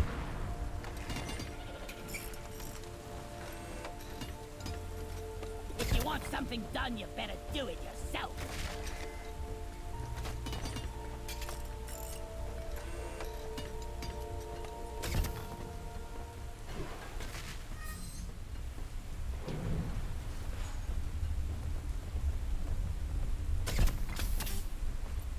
Colgate Down tab says, I love how DF's official motto is, losing is fun. Ah, pretty as a picture. DF? Look at me, I'm Stony Rock. The air in this cave is toxic. All pipelines and pump jacks built. We're ready to start Oops. extracting the This is liquid me water. dying, isn't it? Turn to the Nope. refinery and start Come on, up come the on, come on. pump sequence. Just making it. Dwarf Fortress. Ah, right. It's the official motto, losing is fun. Nice. Colgate Dinner tab says, or maybe like love is a bit of a strong word there. Maybe it is. Better than flying. Hyperbole. There we go. Flares up. Hyperbole is fine, I guess. That's the word for it, right? Or am I misunderstanding how to use that word? Hyperbole. War Fortress. Yeah, losing. I mean, you are supposed to lose. I've only played RimWorld, right? Oh, I want to get back to RimWorld as well. Liquid morkite is being extracted. But it's the same. Refinery and Oh, all pump jacks are working at full capacity. alright. Grind back. Warned, the noise will draw in the locals, so stay on your toes and do what you can to protect Part of and the reason why you play it is to lose. It is to... keep on fighting. More bugs coming your way. Like, I figured out the reason why I don't really... Part of it, why it's not my favorite thing. It is the story focus. It's the focus that I'm not. Pump sequence at 25%. All systems running at 100. Like the RPG. I'm more of the building. But failing is learning how to make it better, right? The extraction has stopped. Pipelines in need of maintenance. Yeah, that's... I've played too much Factorio, so I'm a crackhead in that sense that I love the constant progression. But those games become, right, you progress, but then you maintain. Pipeline repaired, but other pipelines Maintain until you lose, until you die. This pipeline is fixed, but there are more outstanding issues.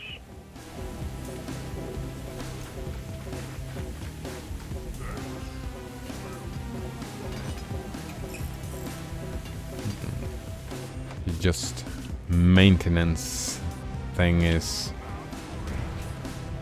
alright, I guess. But I would probably rather lose faster than staying in maintenance mode. Machinery is running again. Well done. Right.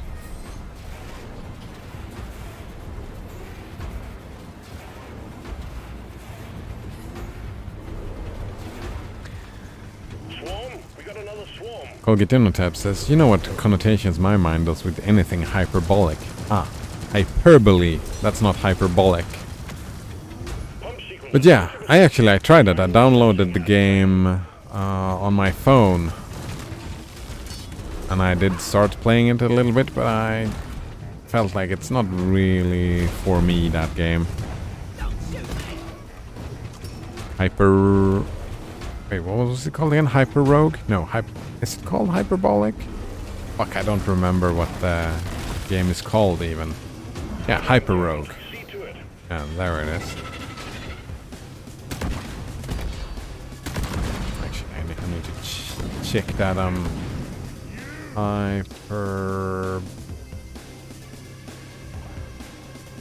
Hyperbole? Like that? No, that's not how you spell it. Pipeline It's not functioning again. hyperbola, no. However, we still have malfunctions in the system.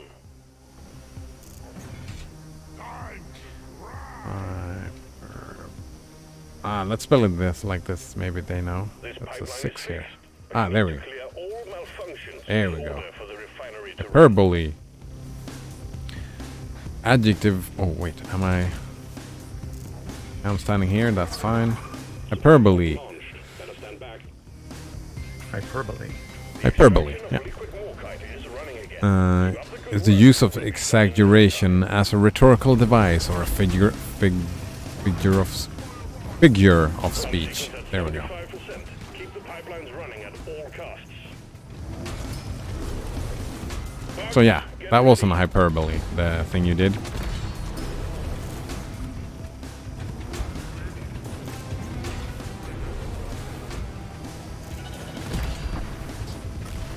Lights up!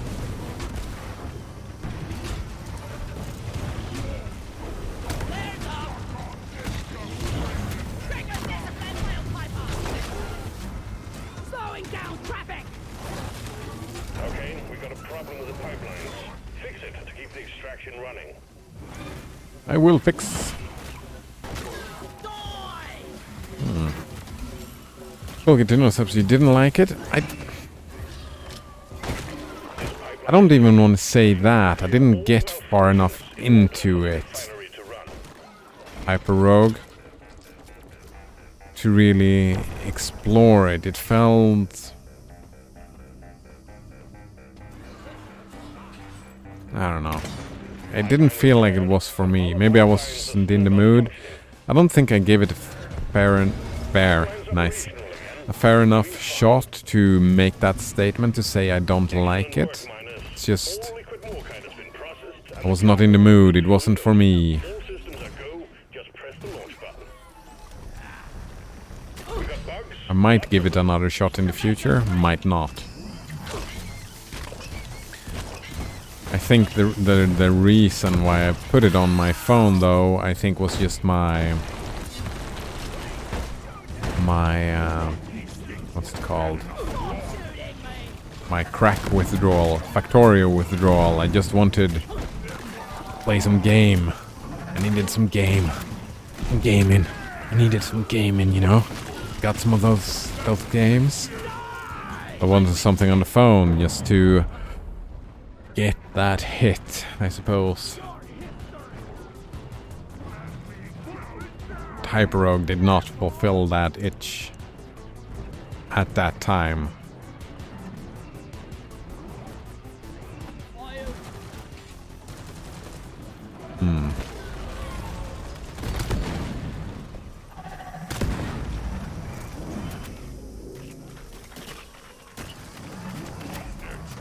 Careful!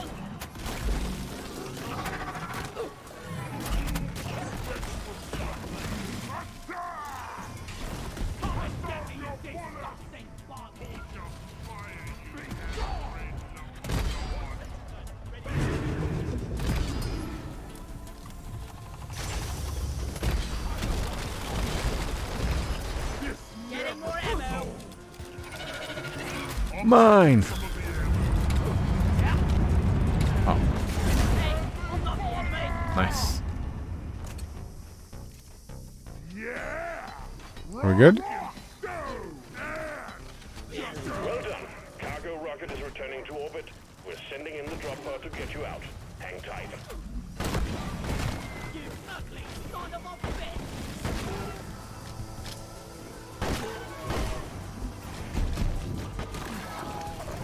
Man, we got so much XP. Maybe I'll get level 25 now.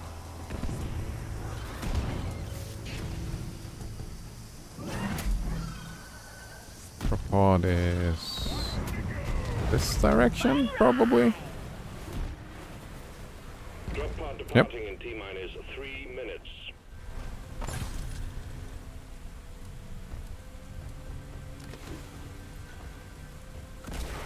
Lighting up!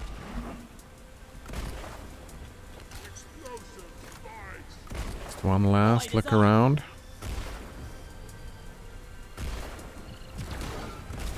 Lights up! Rock and stone forever! Leave no Explosive spikes! I missed. friendly! Friendly! That was an explosion.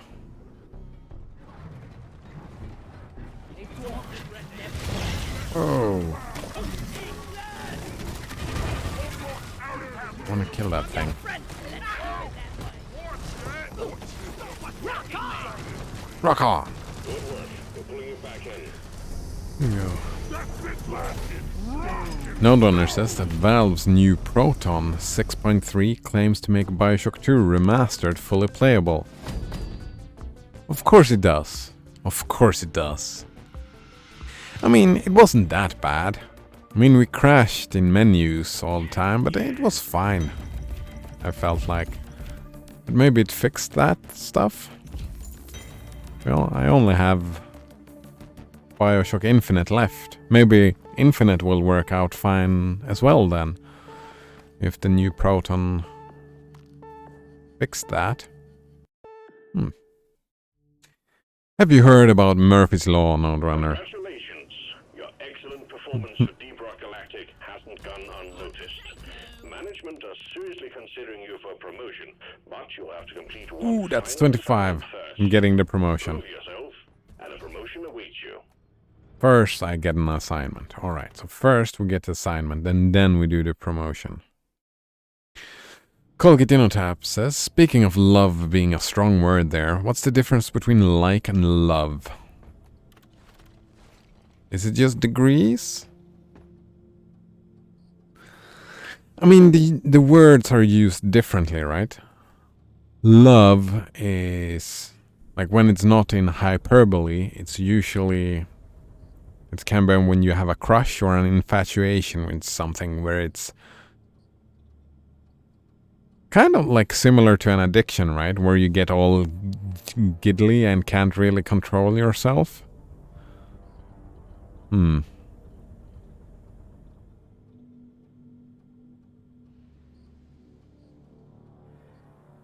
I guess that would be love, but you don't get those feelings by like. For example, I like pizza, but I'm not getting mad about pizza, right? Like the other day, I had just eaten, and then my parents asked me, "Oh, do you want pizza?" And I'm like, "No, I've just eaten." And if I loved pizza, I would say, "Yes, please get me some pizza. I'll eat a little bit and I'll eat the rest later because I'm mad for pizza," right? So I would say that there is it's not just a degree difference between the two. I would say that love is used for that stuff as well, right? And falling in love and like sexual attraction and stuff like that also is used love, and like I think you can dislike your children and still love them. I don't have any children, but I could see that happening, right? Someone disliking their own child, but they would still love them. I could see that happening, I suppose. That would be a difference, I guess. Nodonner says, I think Infinite has always worked. Alright, nice. Maybe it will work better. Who knows? But he says that's just my vague recollection. Yes, indeed. Promotion qualification. Alright, we need to make this. What's this then? We salute you. Once in a while, exceptional employees like yourself prove to be a real asset for the company. Yeah, now that I think about it, it's not gonna be Bioshock Infinite after this. I'm doing first person. I kind of feel like I want to do some third person thing. So, well, I have the idea of either doing... what's it called again? Just downloaded the game. Is it here? No, it's not there. Let's see, library. Like either Nier Automata or Hellblade: Senua's Sacrifice. Yeah, I'm considering running one of them. Either Nier Automata or Hellblade: Senua's Sacrifices after the next. Do you have any preference? Oh, I mean over the shoulder third person. 3D third person. Colgate in on tap, yeah.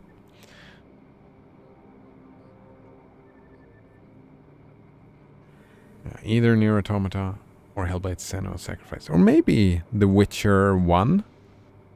I've been meaning to play The Witcher 1 as well. Getting that started to play The Witcher 2 and The Witcher 3, perhaps? Because I have not played Witcher 1 or 2.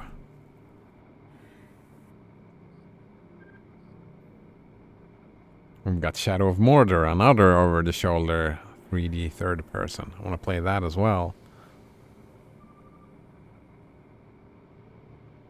I don't know. I don't know.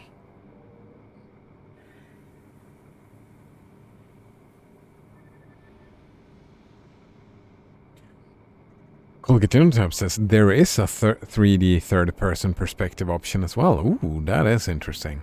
That is interesting. Nodona says, I like Hyper Rogue. It's a fun game. Cool that it's open source as well. Yeah, not something that I could play extensively, but it's a good toilet game, if nothing else. Yeah, that's what I wanted from it as well, right? A good toilet game. I will give it another shot, but that won't be on the stream. That will be on the phone.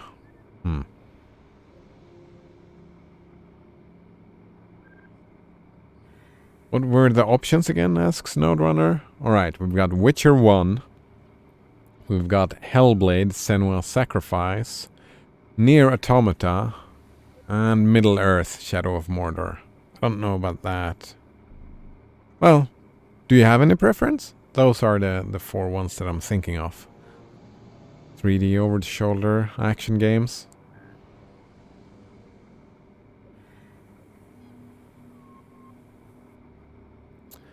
I mean, the benefit with Witcher 1 is that I get started with it, I suppose. But the ones that I feel mostly drawn to at the moment are Hellblade and Nier Automata. Hellblade for the story, Nier Automata for the gameplay.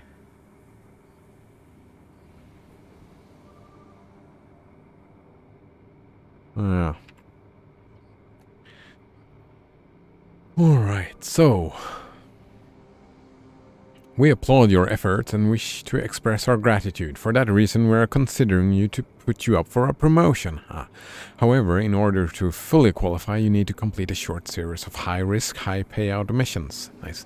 These missions will also handily serve towards gathering whatever resources you need to settle any outstanding bills or fines with DRG accounting before a promotion can be granted. Regards, management. Completion reward. Complete this assignment to become eligible for promotion. You will receive your promotion in the Memorial Hall. Getting promoted is the only way to earn honor badges and to earn player rank once your character is maxed out.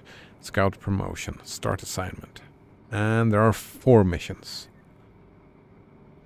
Yeah, probably won't get the promotion today then. Hopefully tomorrow.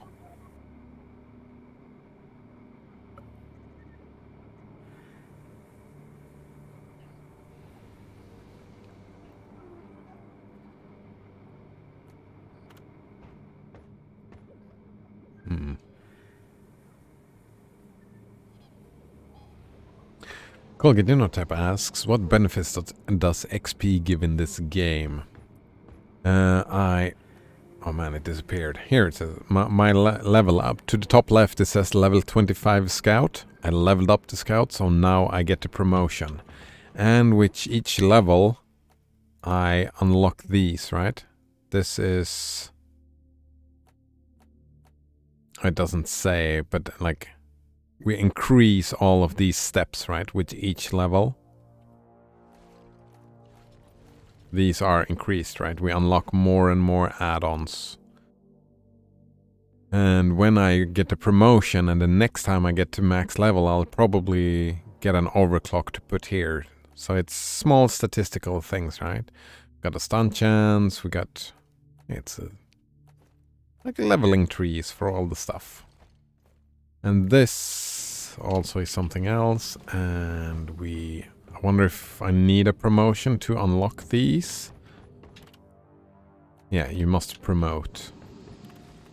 Yeah, I must promote to unlock those. That's XP value.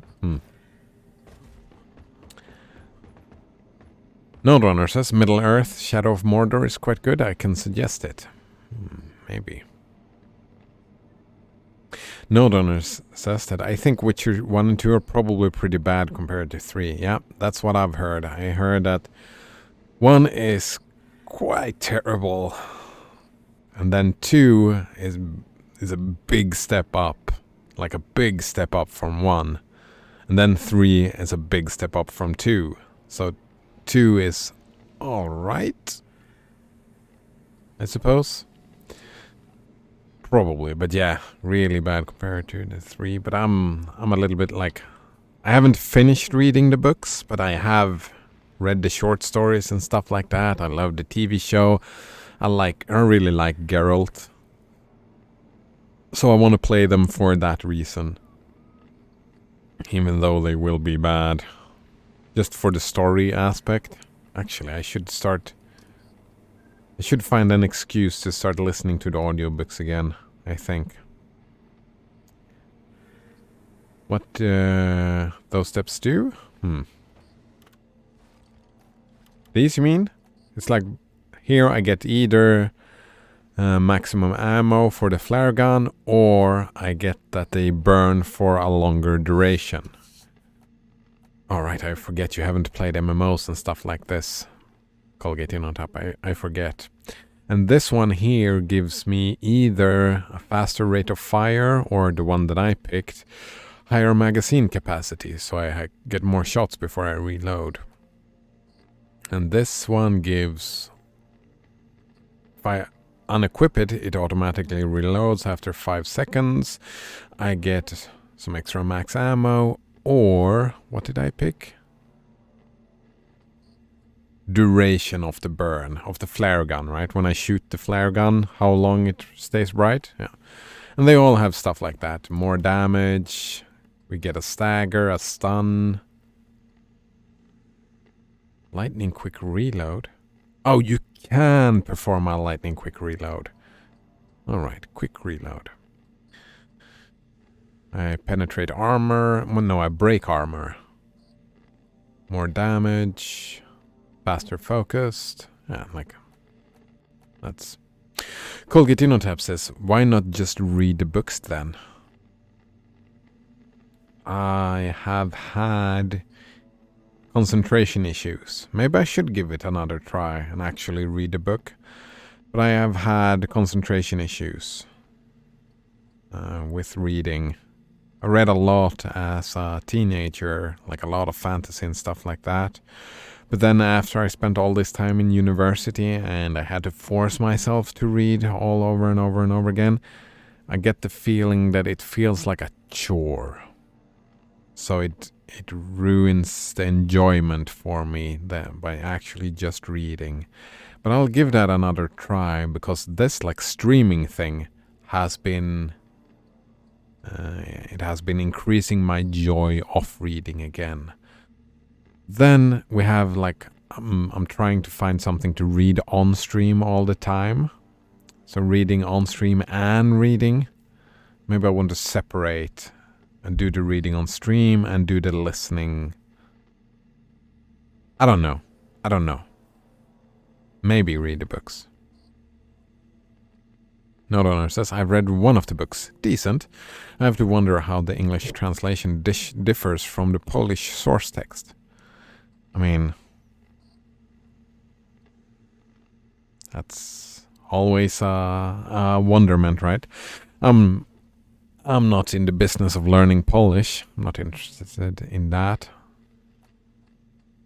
Like the books that I have read some books that I've read both in Swedish and English. And I feel like translations usually are just fine. They're fine. Translations, I mean, there are minimal stuff that gets lost in translation, but not something that I would learn a language to get around. Like small differences. Sometimes there's some stuff lost in translation, but I feel that like that's just fine. It's fine.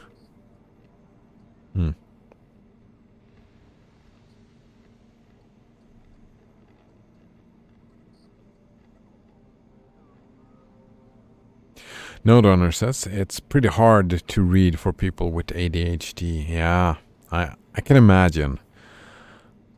It's actually, I have a sister with where the letters jump around, dyslexia, right? And she said, because of course she's looked into dyslexia a lot, and she says that it's quite common that if you have dyslexia, you also get the ADHD diagnosis. She don't, but like there's similarities with the concentration jumping around.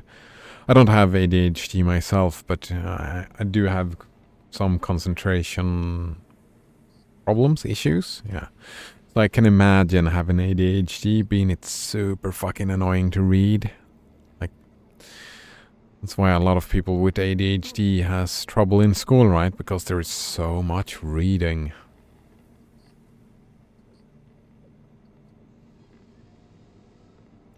But I'm guessing there is also strategies to work around it.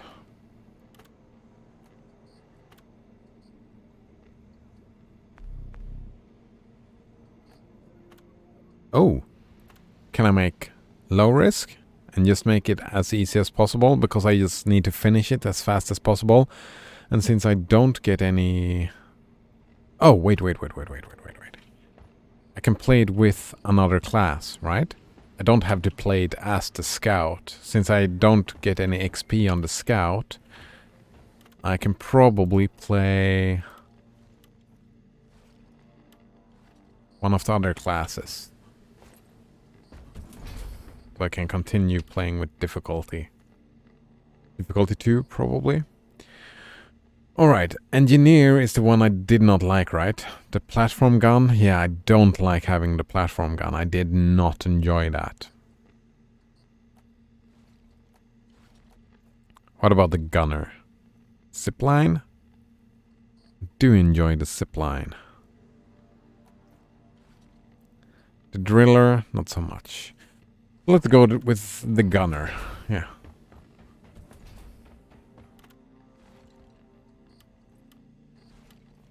Lock and load.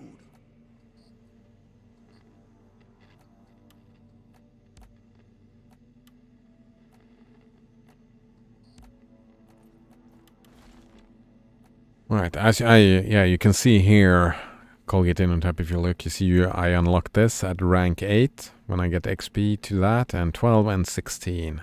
Now I can't use them.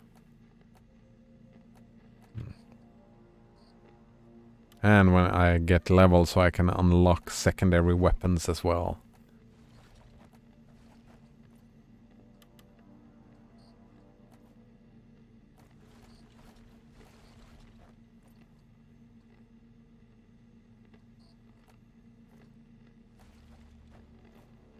Alright, looking good.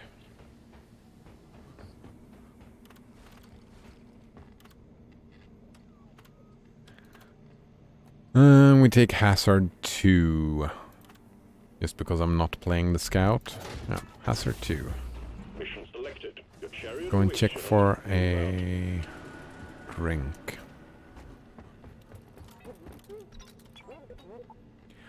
Is this more Morkite when mining? I don't even know if it is Morkite I need. So let's save that. Colgatino tab says, is there any difference between rank 8 and 11? At rank 10, I get something for the zipline launcher. At, let's see. Rank 8, I get a pickaxe thing. At rank 10, I get that thing. So it's different levels for all the weapons, right?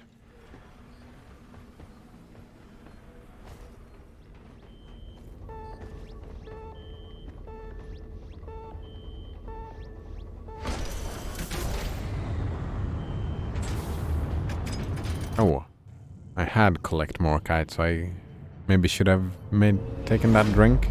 Ah, it's fine.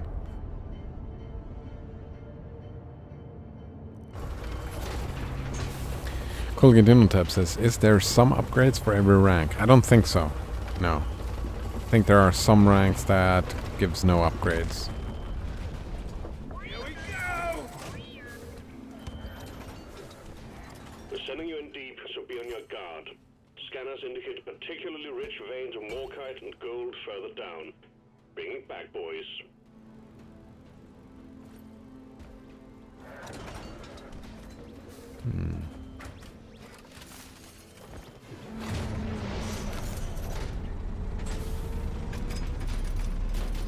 Salt. Node Owner says, I'm slowly working through my games on Steam and sorting out all the virtual reality only games. It's annoying because you have to visit the store page for each game to check for the warning box that it requires VR or doesn't support your language. That is annoying. That's strange as well that they don't have thing for that.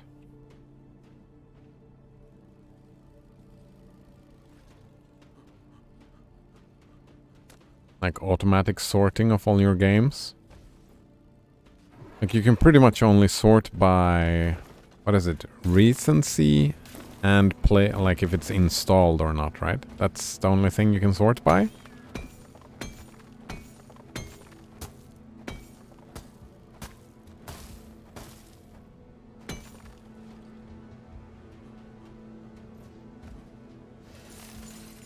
I was made for mining. Molly was meant for hauling what I mine. Oh man, I missed the scout already. All that light. Such quality of life. Having lights everywhere? Yes indeed, quality of life.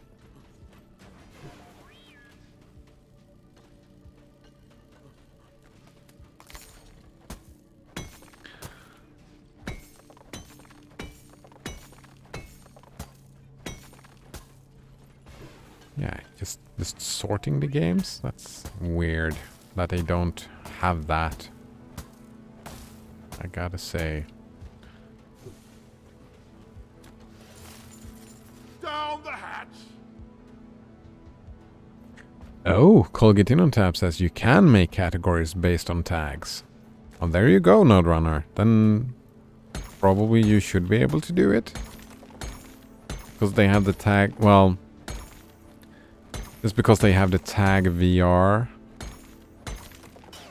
Well, the list of games that you have to check the store becomes shorter, I suppose. Maybe there are unofficial lists that does that thing so you don't have to. Listing Steam stuff in different ways. That wouldn't surprise me at all.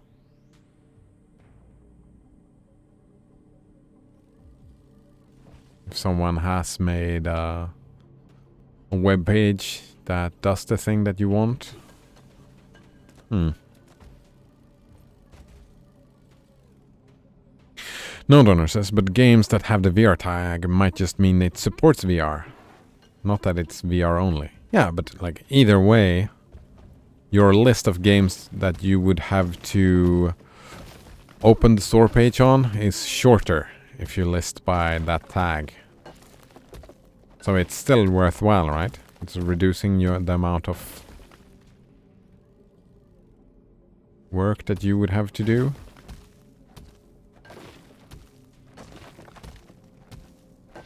That makes sense?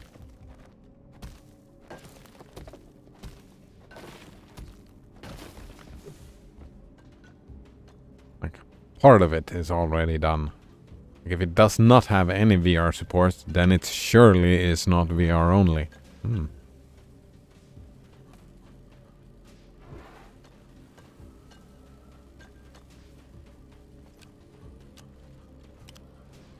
Give me some Lloyd!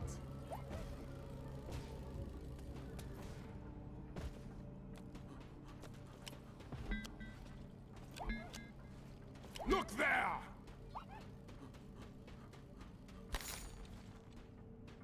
Wait. 3 out of 20? Have I not collected more? I was sure I had collected more. But how can we... Just mark and rocket. Is that all I have? Bosco! Light!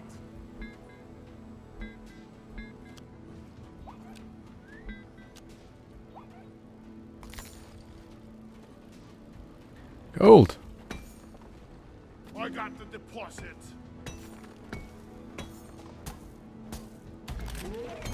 No donor says, yeah, that's already what I'm doing, yeah. Wait. Oh, new miner inbound. Rasputin! Or Carl. Don't got room for more.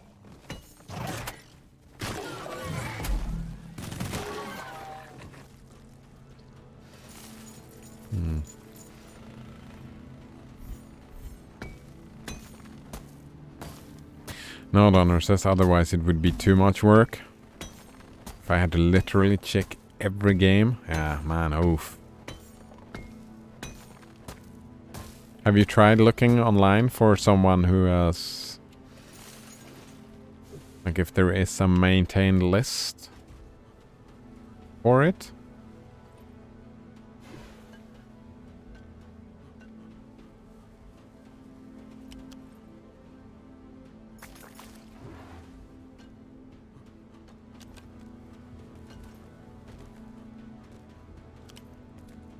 Worthless, but fun. Oh, I got a yeast cone. It's not all Bulu caps. It's other stuff as well that I've picked up. Alright. Oh yes, good idea, Colgate on tap. Do you check them manually? Or do you use a script to do it? Right, yeah, you could do a script.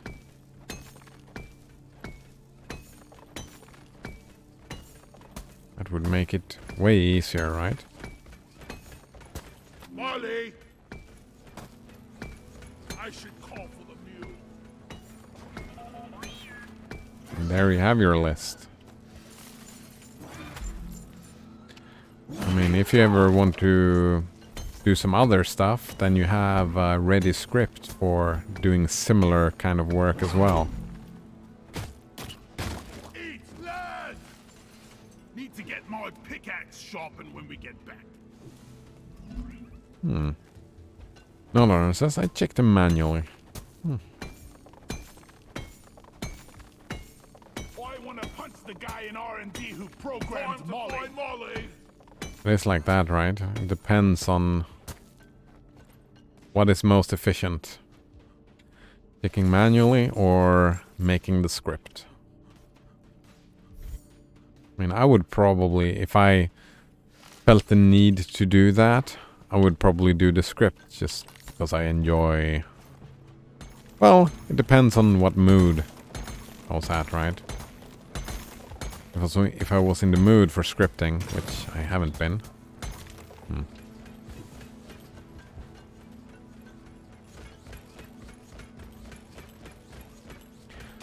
Then maybe just doing it manually, or maybe not doing it at all. Gonna die after all. I figured out why the...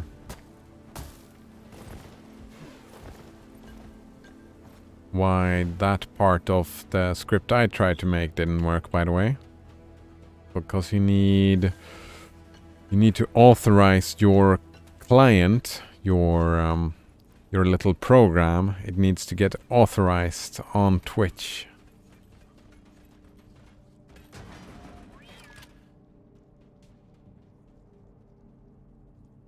Wait. Have we been up here?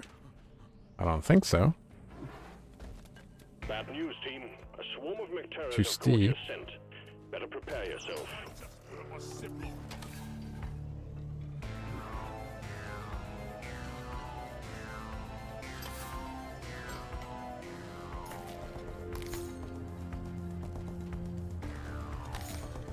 All the bowler caps. Take him out, team.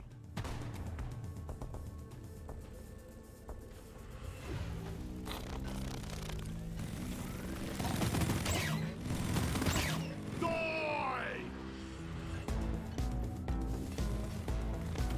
I called for the mule. Watch it!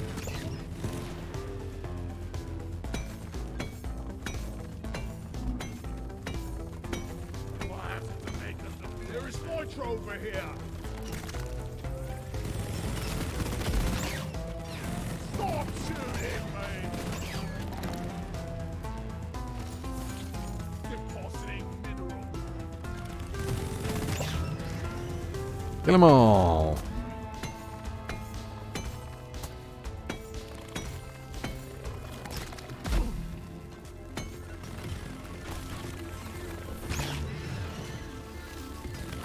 It's a mystery to me how all these minerals... Node owner says I have to do it in the Steam client though. Wait, why? Why do you have to do it in the Steam client?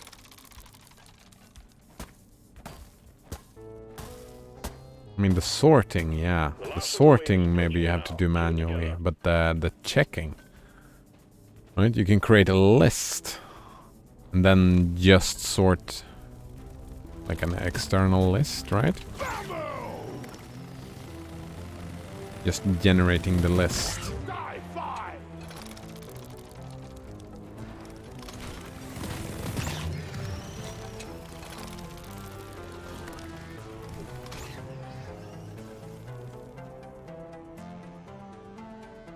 Let's go this way.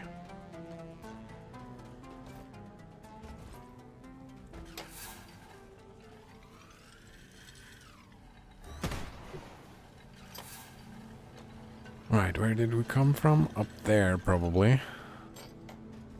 Or down here? Actually, I can just follow this dude. He knows where to go. Oh, more kite. I found some more kites. Deep Rock seriously need to invest in some better equipment. Aww.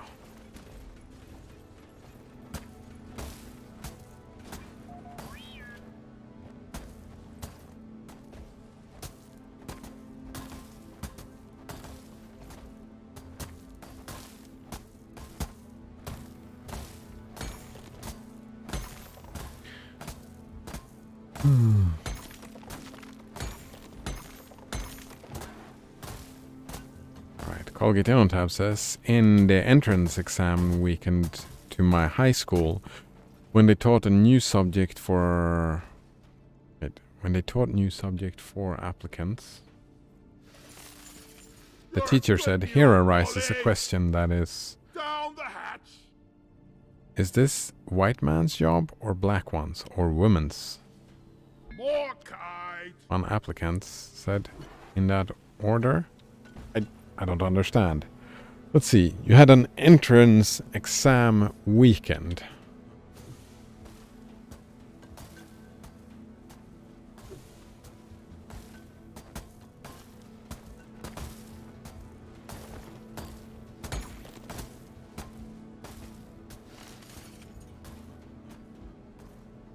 All right, and you had an exam weekend where a teacher was teaching you stuff. So that doesn't sound like an exam, does it?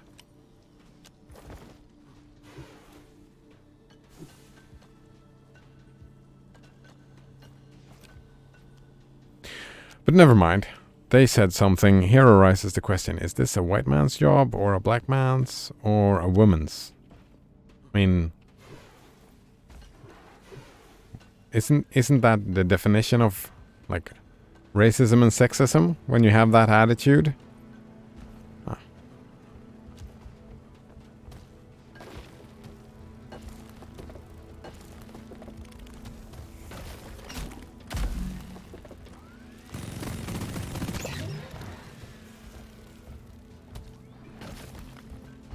Let's see. So one said in that order. Yeah, I mean, Come here! doesn't matter which order you say it in. Worthless, but fun to destroy. More kite found!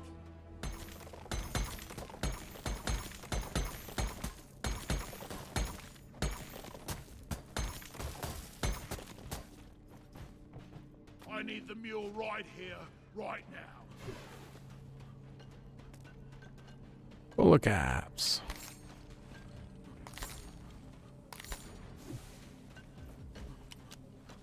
You carry a load well, Molly.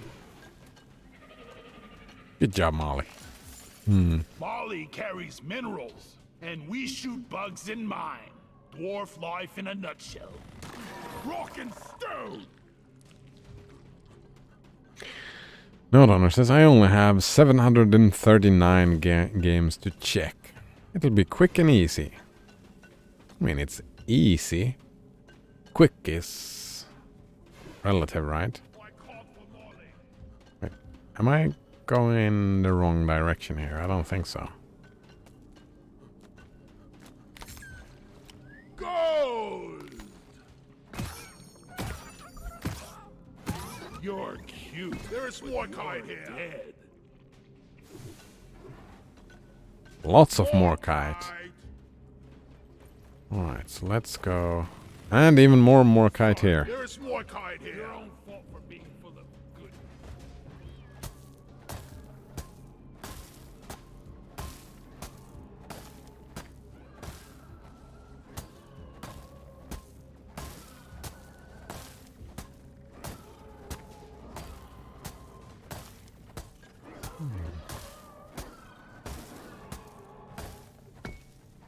Bogadinotab says, yeah, we had 4 entrance exams. There was an exam on Sunday about what they taught on Saturday. Alright.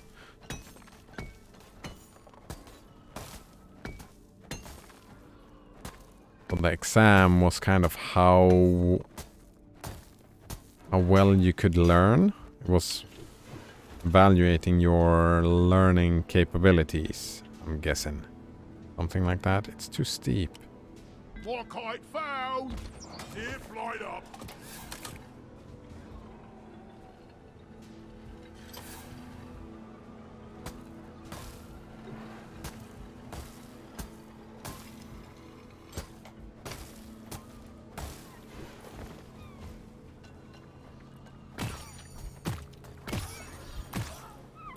Loot bug opened. Where is that damn tin can? Your workforce is about to get bigger. Dwarf inbound. Lock and load. Hello and welcome. Where is... Rock and There we go. roll. Make another posse. We've got 18 bolo caps. Let's see. Adventure 95 says, why would we need to look at jobs in order of race and gender? Exactly, Adventure 95. Isn't that... That's what I'm saying, right? Isn't that what people call racism and sexism?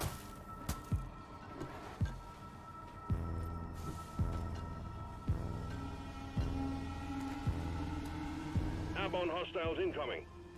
More kite.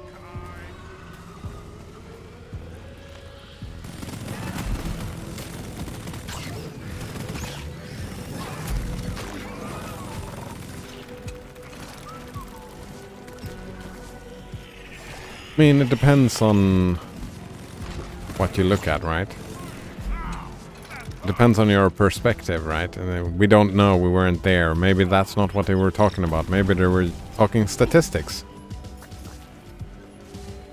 Like, in this job, there's mostly women, like teachers and nurses.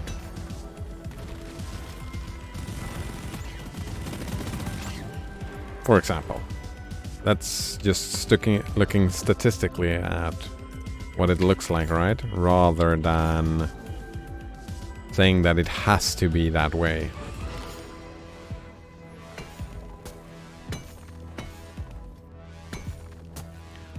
But saying that the job has to be done that way, yeah, that's racist and sexist, right? The wave is significantly diminished. Well done, team. No!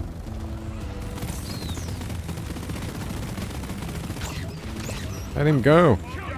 Oops.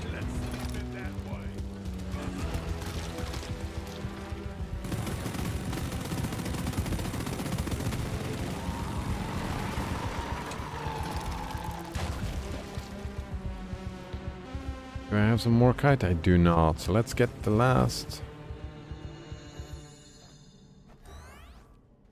There's more kite here. Damn it. I fell down. Kite found. Job well done. Oh, here we One are. of the mules activated. Bring an all room team. Oh, we don't need any more kite. Alright. We're good then. And I have the bowler cap, Here we yeah. go.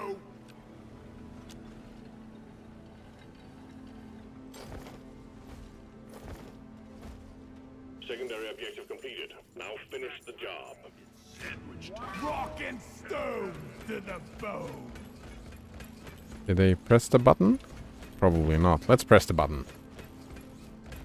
Press it for glory.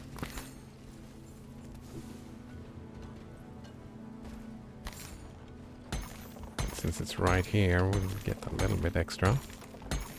I need to deposit in the mule.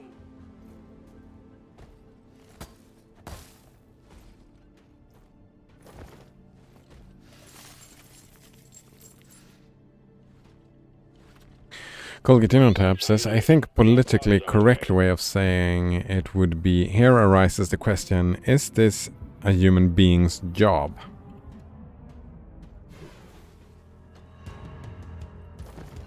That's speciesist.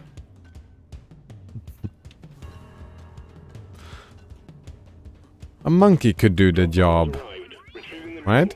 So why should a human be the one doing it? pod departing in T-minus 5 minutes. Couldn't resist. Couldn't resist. Well, in my mind, most jobs could be a machine's job. That's the way I want to see it. A machine doing the jobs. Yep.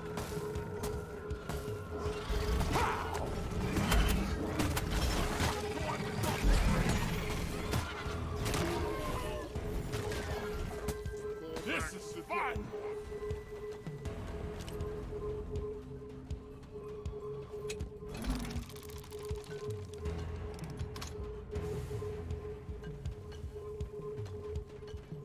Colgatinotab says, well, is this a living being's job? Well, it's a machine's job, obviously.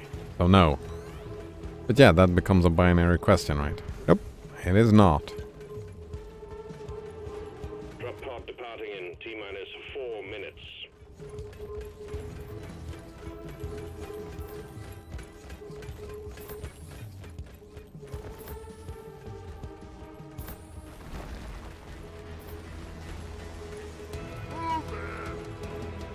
Move it, move it, move it.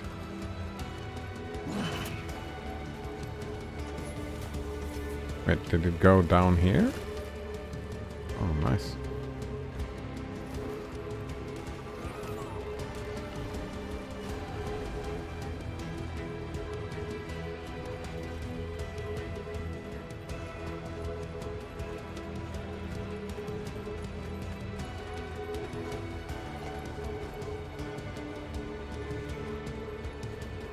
Colgatinotab says, yeah, that's why that question arises in the first place. If it's a living being's job or not. Drop pod departing in T-minus 3 minutes. But that's not the question that the teacher asked. I'm confused. Maybe something is lost in translation?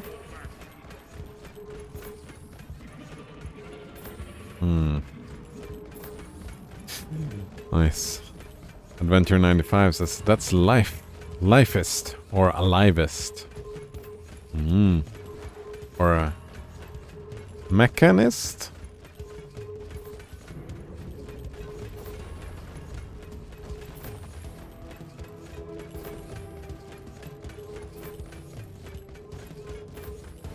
Digitalist. Doesn't have to be mechanical, it can be digital, I suppose. Some sort of ist. Drop pod departing in T-minus 2 minutes. Alright. Time to leave. Come The on. mule's been successfully retrieved. Make it snappy, team. The drop pod won't hang around forever. Dicey. Slap. Retrieving escape pod. Rock and stone. I don't understand the question, Colgatinotab. Adventure 95 says that's is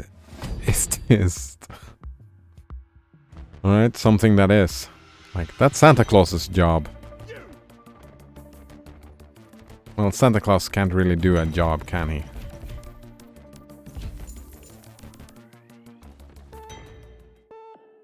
Doot. Time do we have? Oh man, yeah, there will be probably 2 more days of Deep Rock Galactic.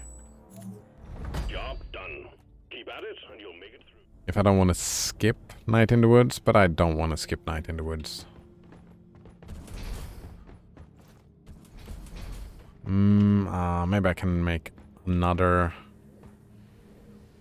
I don't have to skip to Night in the Woods already.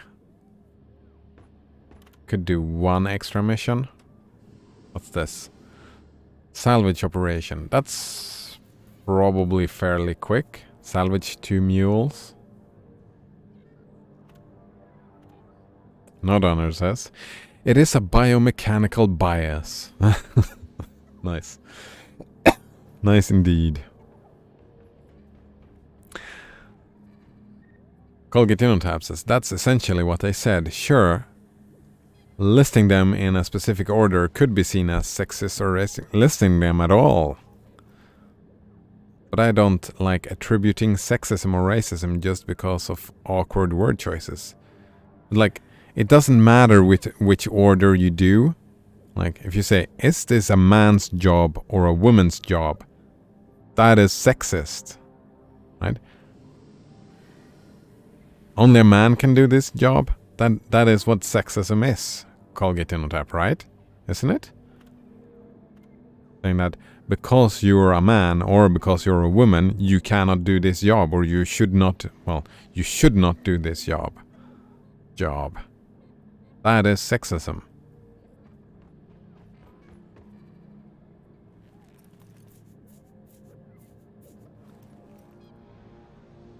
I'm pretty sure. Actually, let's disband the team. Sorry, I'm rude. I gotta look this up. Sexism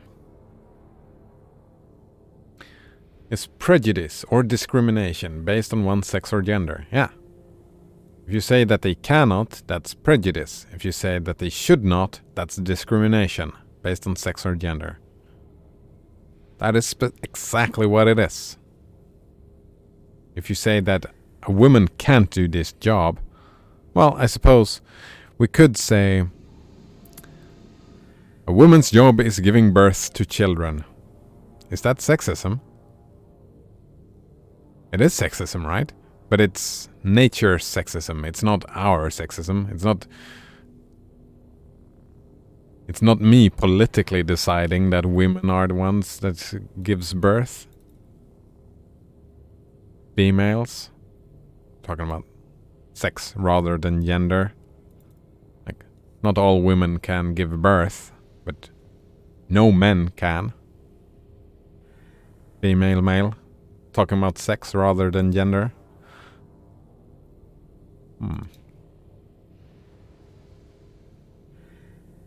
Adventure 95 says, but if they were unable to communicate their ideas well enough,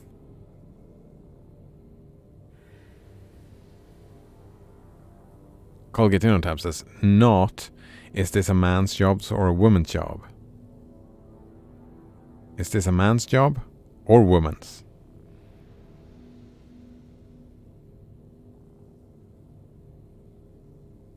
I don't understand, Colgate Tap.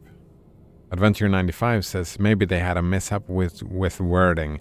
Yeah, I'm thinking something is being lost in translation here. Do you mean, Colgate Tap, in the sense that like boating people tend to call their ships or boats whatever her, the her pronoun?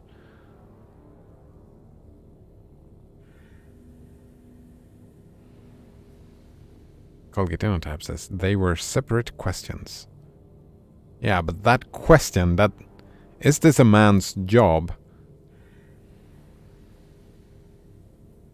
Right? What is the word man? It is used to distinguish the man from the woman, right?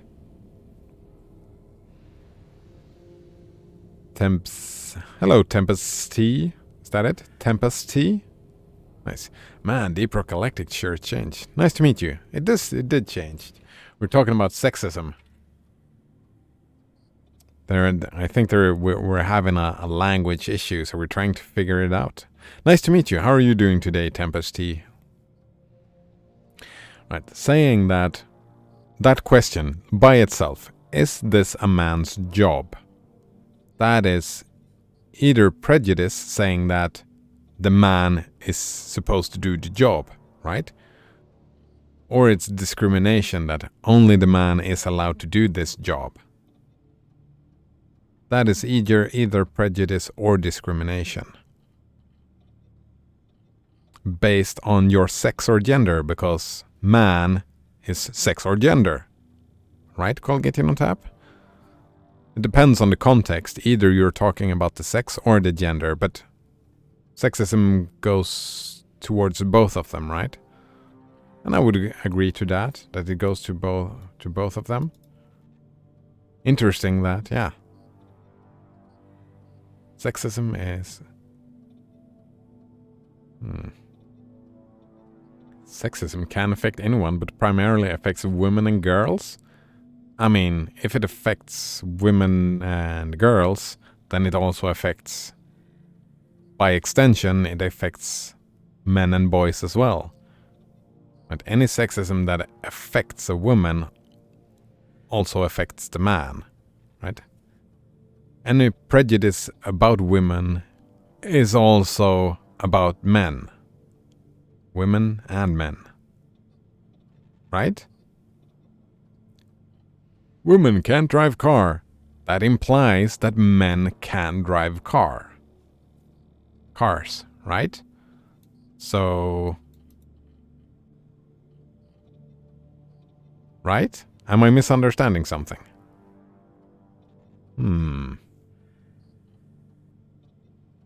Colgatinotab says, no, it's just examining the man's case. Yeah, and the man is the sex or the gender. Colgatinotab.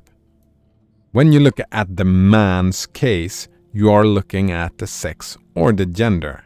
That's what I'm saying. If you're looking at the man's case, or are you speaking about man like in human? Like people saying human? Like the world of man? The world of men? When they talk about that, are you talking about human, so you're not talking about sex or gender? Or are you talking about sex or gender? If you're talking about sex or gender, then it's sexism. It has to be, according to this definition, if we agree to this definition. And I'm happy with it. I am happy with this definition. Nodrunner says, is producing apples a robot's job, or an AI's job, or a human's job? Actually, it's a Steve Jobs. Nice, Nodrunner. Oh man, I love puns. Tempest T says, I think people make it too complicated. I think people assumes that their view is the correct one and everybody who disagrees are wrong, and then say, oh, you're just trying to complicate things. I would say that things are complicated. Yeah. Things are complicated, Tempest T. That's why we have disagreements. If stuff was not complicated, there would be no disagreement. Right? The disagreements implies complications. Wait, it's not even disagreement. What is it? Fuck, what's it called? I'm looking for another word. Disagreement works just fine. Colgatinotab says, no, just because something is a man's job doesn't mean that it can't also be a woman's job. Yeah, I'm agreeing with you, Colgatinotab. Just because something is a man's job doesn't mean it can't be also a woman's job. That doesn't affect that it's still sexism. because you look at... Oh, right. You're not looking at this... Wait. No. That is actually what it means. Because if you take that question, is this a man's job? That implies... That question implies the other question. Is it a woman's job? It is implied because we are looking at sex and gender. And what I'm saying is that just like this sentence doesn't make any sense, right? Sexism can affect anyone, but primarily affects women and girls. Yeah, like the discrimination, like the negative part of the discrimination. Wait, does the discrimination have to be... Discrimination is the act of making unjustified distinction between human beings based on the groups, classes, or other. Right. Only men can be in the army. We can only send men to die.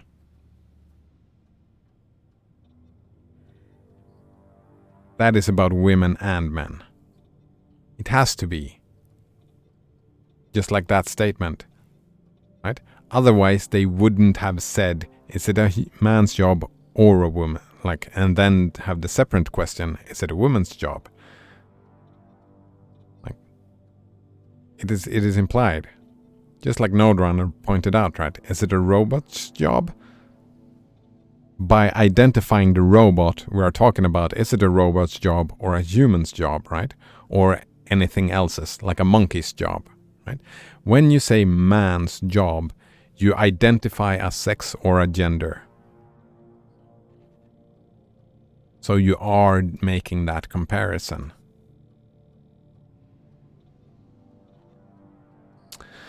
Alright, Colgate on tab says, let's say that dying is people's job. Job? Then it is a man's job and a woman's job, and neither of those is sexist.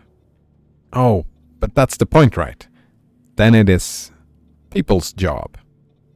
If dying is a job, which it isn't, but okay, fine for the example, then you say, is this people's job? As soon as you start saying, is this a man's job? Then it is sexist, because you base the question on sex and gender. Like giving birth. Is that a woman's job? That's sexism. It's not sexism is not necessarily something that I would say is negative, but it is sexism, right? It is discriminated. Men cannot give birth to children. That's part of our sex. Right? It's part of our sex. We cannot give birth to children. And that's sexism.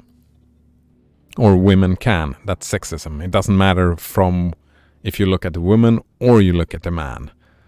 It doesn't matter. As soon as you start looking at one of them, that's sexism. Right? Doesn't it have to be that way?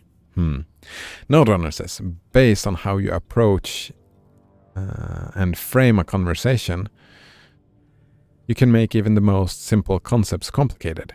But that's because they are complicated. Right? We're not in agreement on, like, humanity is not in agreement what the word truth means. So what is truth and what is false? Everything. We don't even know what knowledge is. Right? So by nature of being alive and talking about stuff, they are complicated. It's not that you make them complicated. It is they are complicated. Abstract ideas are complicated. Tempest T. I like that name, by the way. He says, humans are just animals with more intelligence. I suppose. How do you define intelligence? The world on its own is still based on survival of the fittest, but we humans switched our priorities.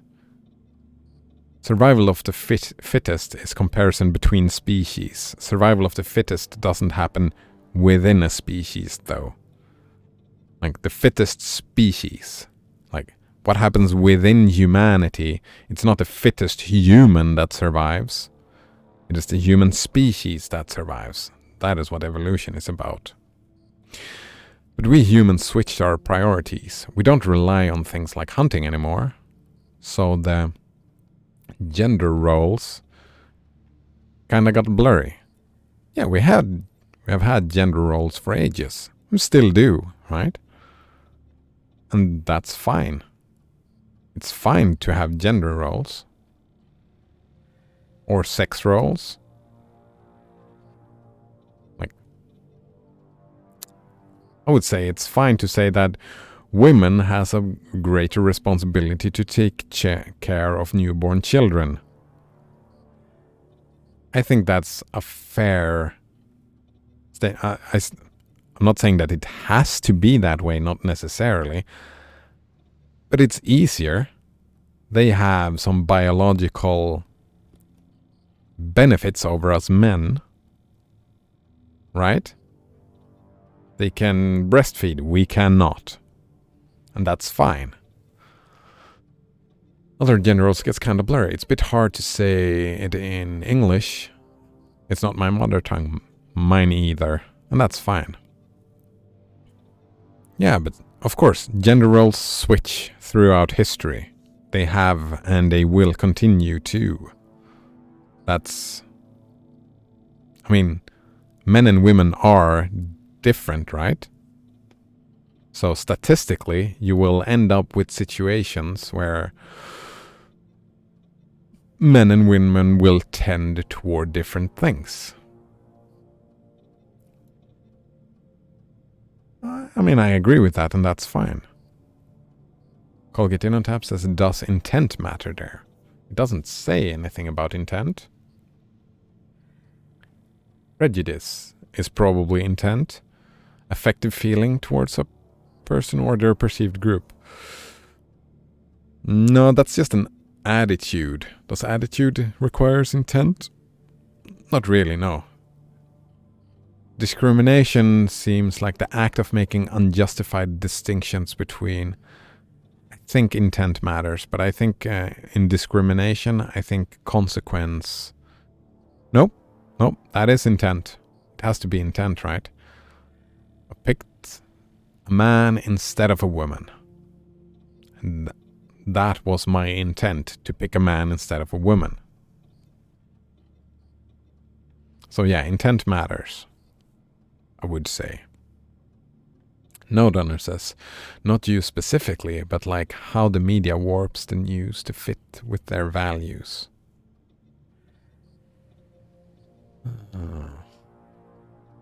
I mean, everybody does that, though. Everybody warps. Well, not the news, perhaps, but like I'm warping the perspective of sexism, right? To fit my values. I'm making... That's why I like to complicate things, right? Because we can negotiate a meaning and come to an understanding and an agreement on this definition. Right now, we're probably not in agreement. But yeah, when you have one-way communications, that is what happens, Node-Runner, yeah. Because that's what people do. We do that, we warp stuff. Not intentionally, not maliciously. We have our biases, just like media has its biases. To fit with their values. Yep, that is what happens. And it becomes a problem in one-way communication. Tempesty says, so yeah, it's more complicated than it has it has to be. Oh well, but no, I disagree with that statement. It has to be that complicated because we have to discuss our disagreements, right? If there is a disagreement, we cannot just say that, well, my side is correct, so we have to do it the way my side thinks we should do it. It's simple. But it's not like that. People have disagreements all the time. And I think it's rude and maybe even unethical not to include someone who has a different perspective than your own, right? Tempesty says, nah, the world is easy, humans are complicated. I mean, humans are part of the world.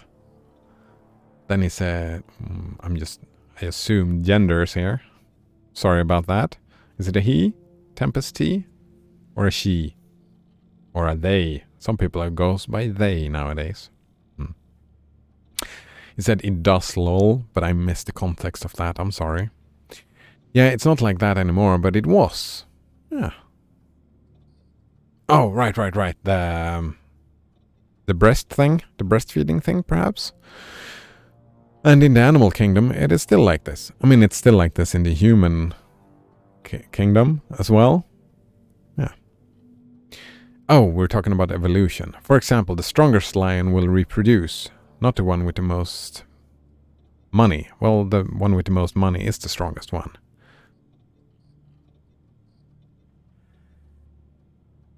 Yeah, but that evolution works like that. But evolution doesn't look on what individual within a species that survive or not.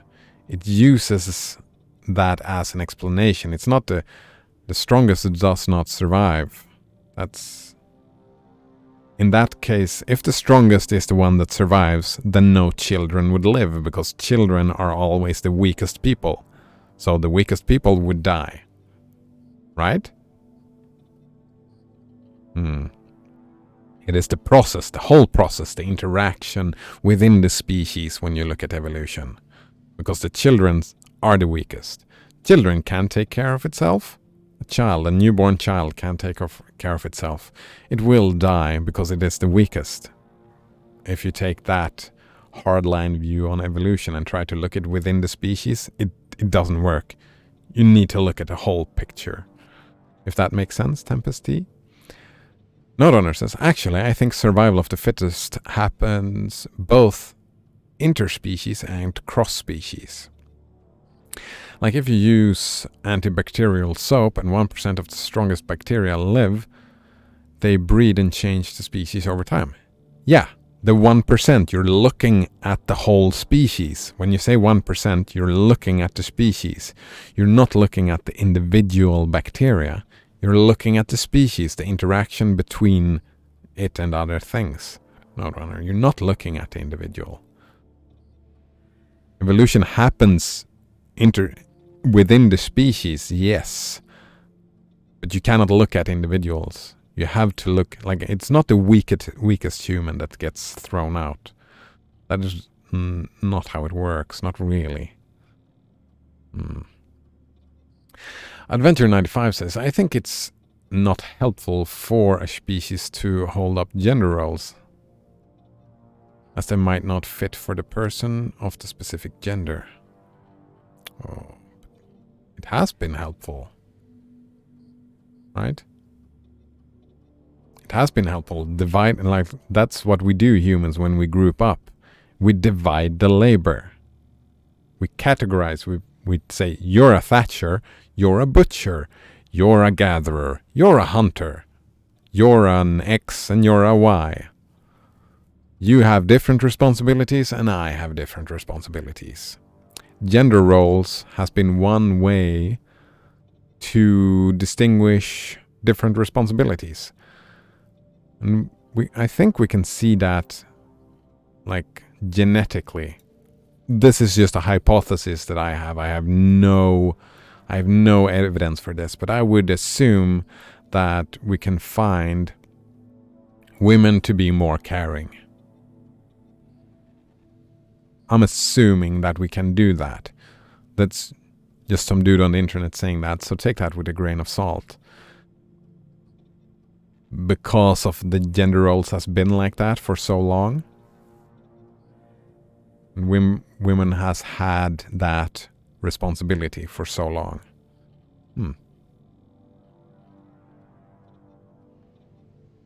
So it is helpful for it has been helpful for the species to divide labor, because the group is stronger than the individual. It can achieve, like, we can achieve way more stuff as a group than what just single individuals can by themselves. By cooperation. Raising children, Adventure 95 continued, is a job of the parents. I'm way behind on the chat now. I'm gonna try to catch up. Raising children is a job of the parents, not just the mother nor the father. Yeah, and society as a whole, right? It's not only the parents either, it's the grandparents and everybody around. Getting food on the table is the job of the parents. And society and the group as a whole. We organize ourselves into groups. Not just the father and the mother. I agree with that, Adventure 95. But I can also see benefits to divvying up. I do one thing and get good at doing that thing. You do the other thing and you get good at doing the other thing. That makes sense to me. It doesn't necessarily have to be like that anymore. Not within humanity, I suppose. We can make, well, we don't have to make those based on sex or gender, right? We don't have to do it the sexist way. We don't have to assume that just because you're a woman, you do this. And just because I'm a man, I do that. That assumption, that prejudice is what creates sexism. We don't have to do that, but having different roles makes sense. Different responsibilities, that makes sense. Tempesty says to Adventure 95, it was the job of the father in the past, because of history. Yeah, it changed, because of equality made in the laws. Yeah, and changes in culture, right? Gender roles are social and cultural, right? And they're not genetic necessarily. But it has historically been the job of the father. Yeah. Gender roles. They have been there. Tempesty says, some disagreements are unnecessary to discuss because neither side will change. Well, of course, sides change. That happens all the time. We develop, right? There are no people who believe in the Aesir faith anymore because sides change. There is no Greek gods anymore because sides change over time. So disagreements happen as well, right? They happen because some wise person said, opinions are like assholes. Everybody has one. Since everyone has one, disagreement will happen. It's not necessary or unnecessary. They will happen. You may not like disagreements and you would want people to think the way that you do. I mean, I am sure I want people to think the way I do. I want to be the one that makes the decisions.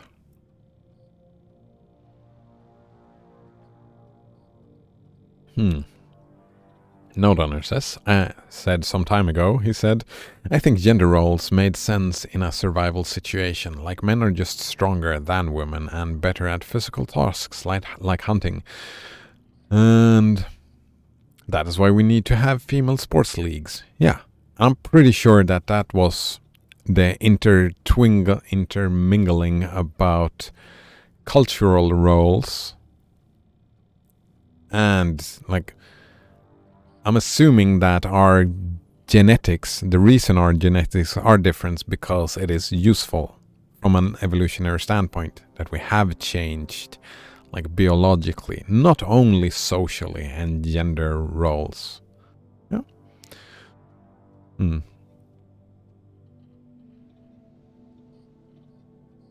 Colgatinotab says, actually, I could see it being a sexist and racist question now. Yeah, right?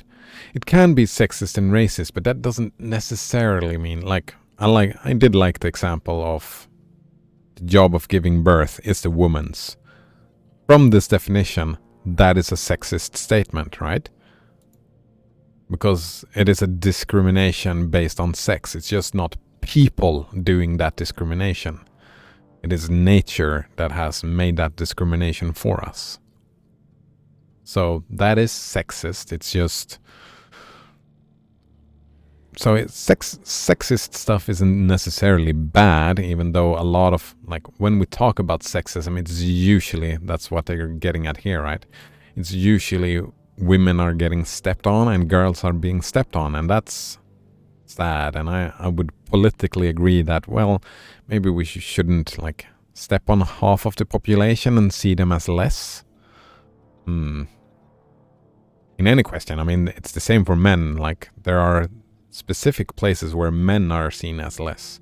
Like, our lives are culturally worth less than women's. Because women and children first, then the men, right? The men are the ones that goes to war because they are disposable. So, in some sense, men are seen as lesser as well, right? It depends on the question we're discussing. Tempesty says, it's the children of the strongest lion, so they get protected by the strongest lion. But there you go. The strongest lion that is a value judgment that the lions make. That's a perception of what the strongest lion is. It doesn't necessarily mean the strongest muscles. It could be the cleverest. So which is the strongest? Is the cleverest, or is it the one that has the biggest muscles? And who makes that decision? Who makes that decision? Right? That decision is made culturally over the species, what the species values, by creating norms. It is not the individual. It is the norms that are created within the species, within the group. It is a group dynamic thing. It's not the individuals. I'm gonna stick to that point. I'm looking forward to you breaking that point and me learning something new. But I'm pretty sure... We'll see. It would be interesting to just completely flip my view on that. Interesting indeed. I really don't... Here, Tempesty continues. I really don't know what's not to get about this. Weak lions won't get to reproduce. Yeah, but what is considered weak? Even if they would, if a stronger lion comes and it kills the cubs of the weak lion and it produces new ones. Alright, so you have decided that strong is the muscle thing. So lions are way stronger in muscles than humans. Why are then humans the dominant species instead of lions? Because we don't have stronger muscles. Right, Tempesty? Blasphemous says, oh no, sexism. Nice to see you again, Blasphemous. How are you doing today? Says, I agree with Node Runner. Yeah, they make sense from an evolutionary standpoint. Very nice. How are you doing today, Blasphemous? I think sexism is fine. I'm tired of gender roles and talking about that, but... Alright, Adventure95 says, but the jobs shouldn't be gender-based. I agree with that political view. I would say that the best person or the best thing, it doesn't have to be a person, it could be a robot, right? That creates the least amount of suffering to the world. Like, whoever is most efficient at doing something and is enjoying as well as will enjoy doing it, should do it. Like, basing that on sex or gender doesn't make any sense to me. Adventure95 says, it is not helpful during these times to have the gender roles as jobs can be done. Wait. It is not helpful during these times to have the gender roles as jobs. As jobs can be done by anyone who has the capabilities to do the job. I agree with that, Adventure95. That discrimination, like in who should do what job, discrimination based on sex or gender, doesn't make any sense to me. I mean, stuff that takes heavy lifting, like construction and stuff like that, I could see there being more men there because in general men are being more muscular. But just saying because you're a woman you should not have that job, that's not helpful. That's not efficient at all. And I'm for... I think I'm a meritocratist. Is that a thing? Meritocratist? Oh man, no, I'm not an ideologist in any way, but I think merit, and not only competence, but also enjoyment in the job. Right? If a job has to be done by a human, then best it be done by someone who enjoys it and has an aptitude for it and is trained in it. Doesn't matter what color, or if it has a penis or no penis or a vagina, it doesn't matter. Blasphemy says, how do you feel about when men become women and fight women in the MMA? I mean, I'm probably for the sexist distinguishing from that, right? Making different rules. Like, we can compare it to speedrunning, right? Some people do speedrunning glitchless. Other people do speedrunning with glitches. Right?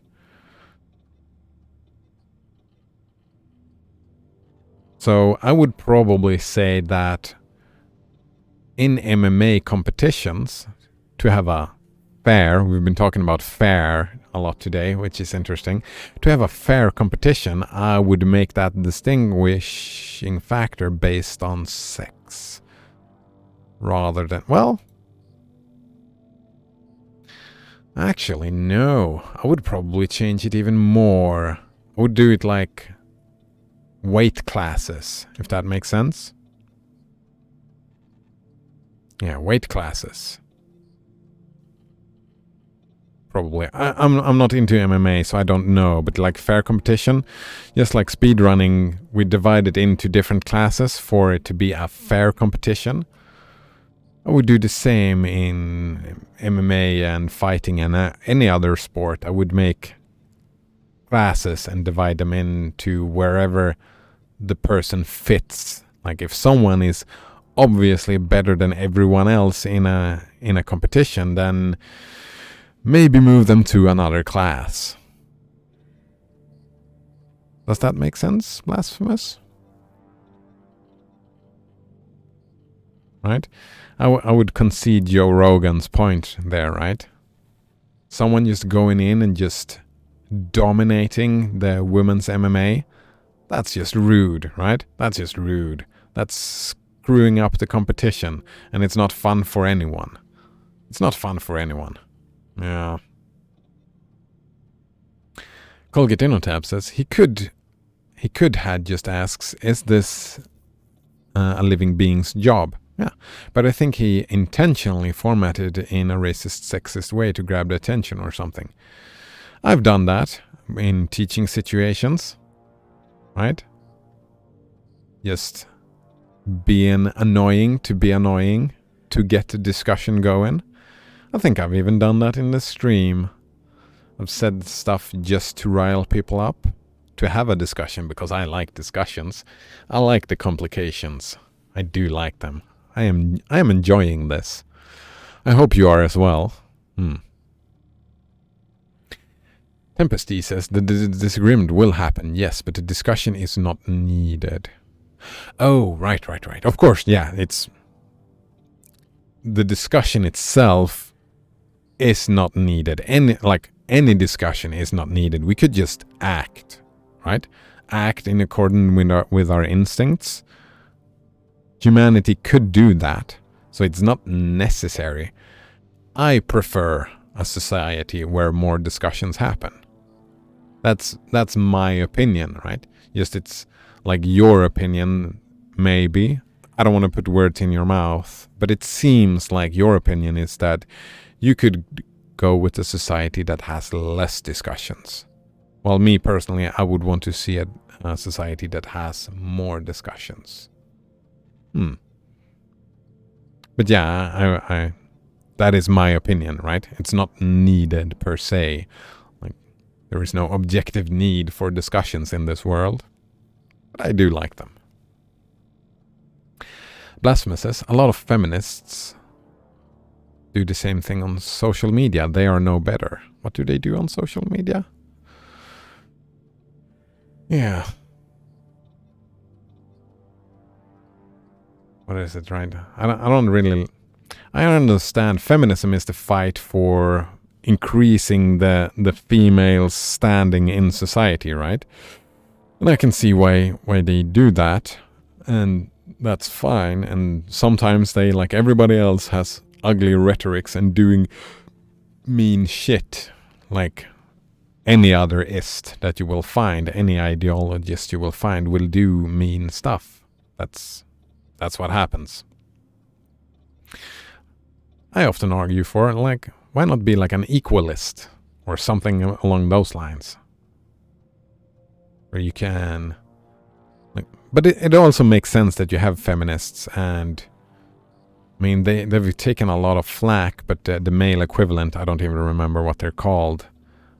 But it makes sense that there is a male equivalent as well, because there are some questions, like some political issues that are uniquely for the man. And there are some political questions that are uniquely for the woman. So it makes sense to have the division, like some men working for whatever it is the men needs and represent the men, just like it's makes sense to have like organizations to fight for the women's needs, right? Makes sense. But both of them and all of whatever is, like the communist or the fascist or the anarchist or whatever you will find people that do mean shit. That's a human trait. Yeah.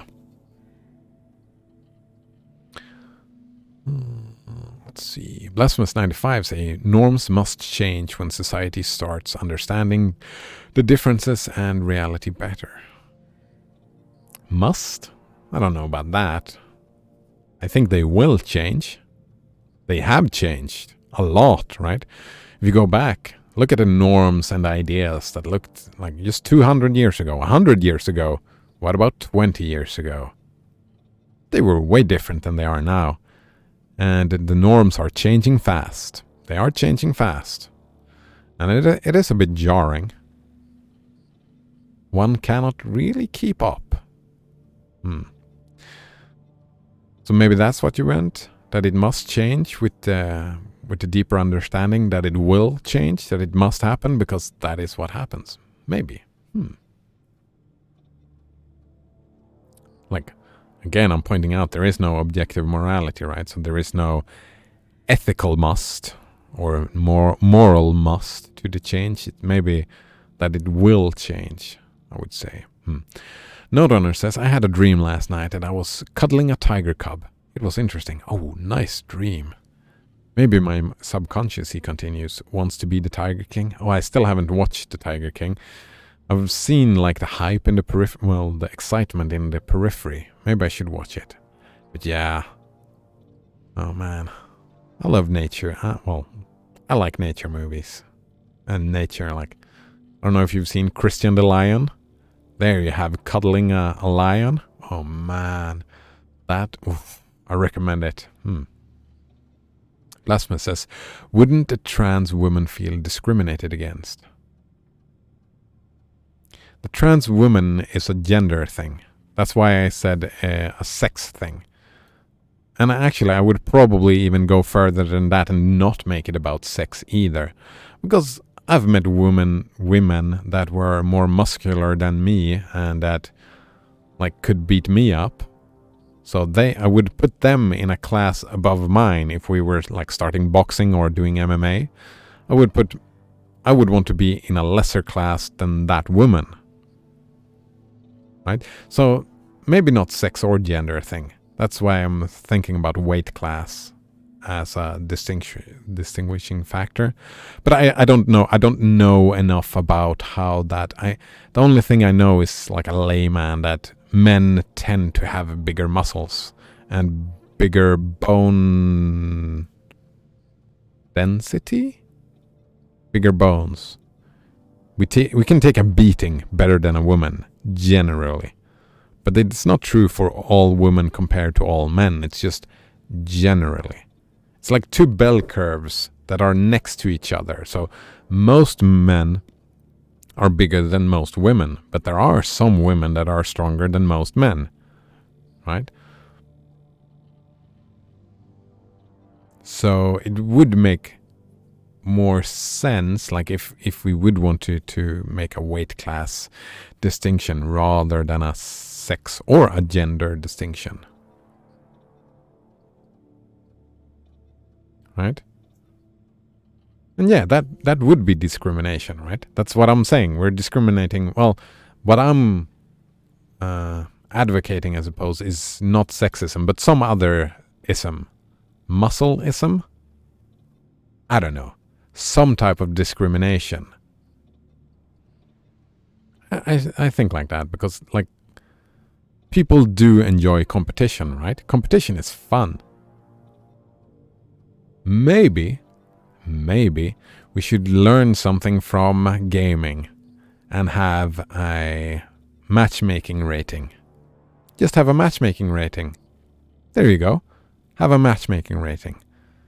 Every time you win, you climb. Every time you lose, you climb down.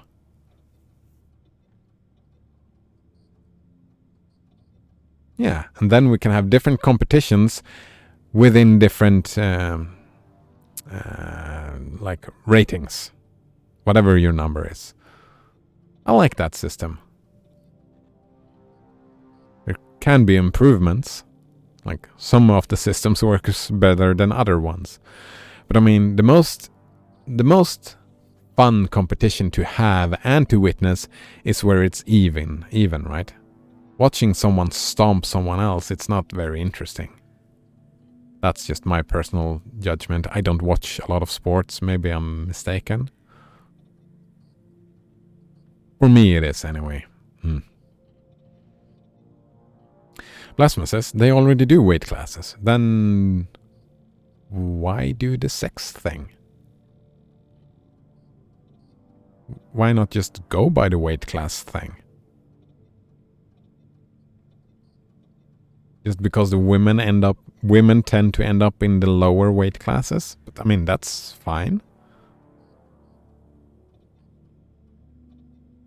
Isn't that okay? Do the women want to say, "Oh, I'm the best"?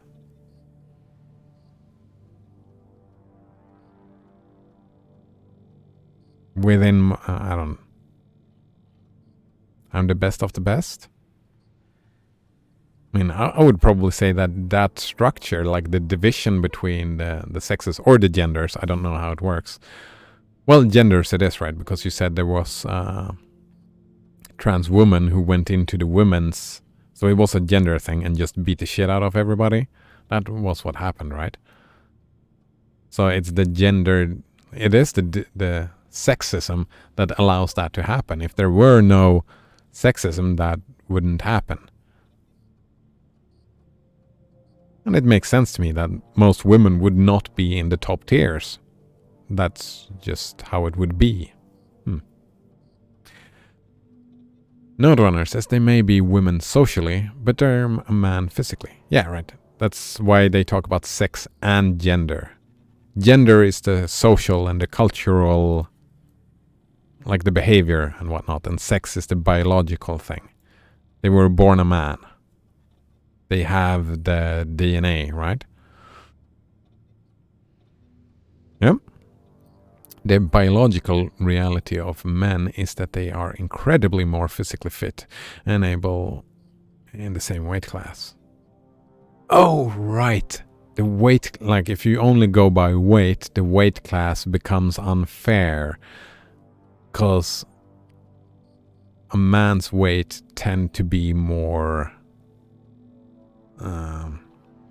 like we don't have big boobs juggling around increasing our weight, for example. Right? So that gives the man an advantage in a pure weight class situation. All right. For example, and probably the bone thing as well. All right. Is that they are incredibly more physically fit. I'm not sure about that. Like, any woman who trained MMA could beat the shit out of me. Maybe I have the aptitude, so I wouldn't have to train as much as the woman would have to reach their level. Maybe that's always the case? Maybe.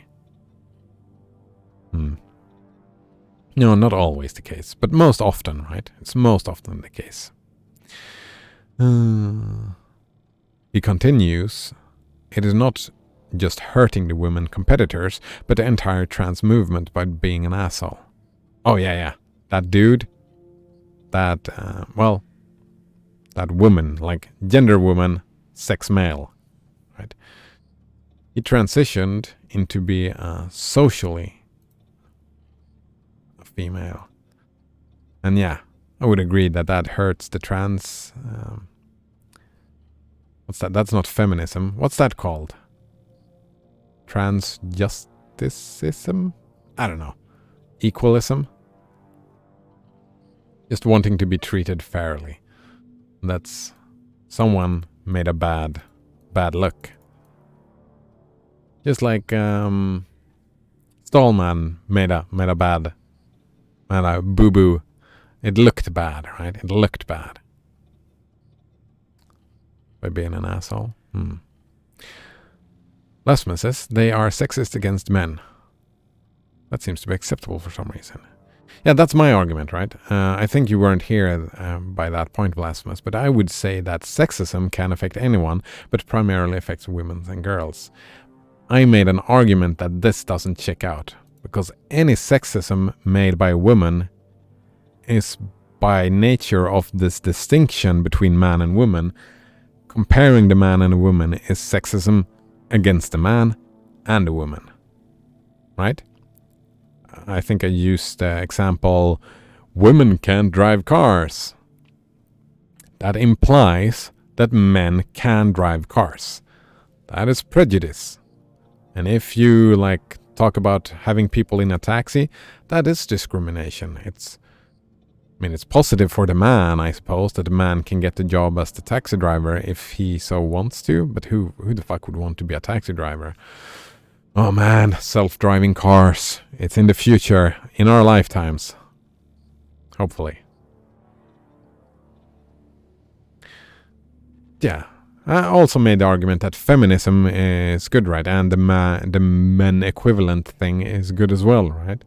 Where there are political issues that are uniquely for men, right? And men get stepped on by society. Women and children first. Yeah, that's what I said. Did I say Blasphemous 95? I'm sorry, Blasphemous. I'm trying to keep up with the chat. I'm still a couple of minutes behind. Colgitinotab says masculists. Feminists. Masculists. Yeah, I like that. Masculists. That makes sense. Masculists. Blasphemous says, Adventure and I did not have a baby. Not yet anyway, says Colgitinotab. No, says it's never too late. Oh man. I think though you would have to... You're both male, right? So you would have to adopt. So it would not be a genetic mix.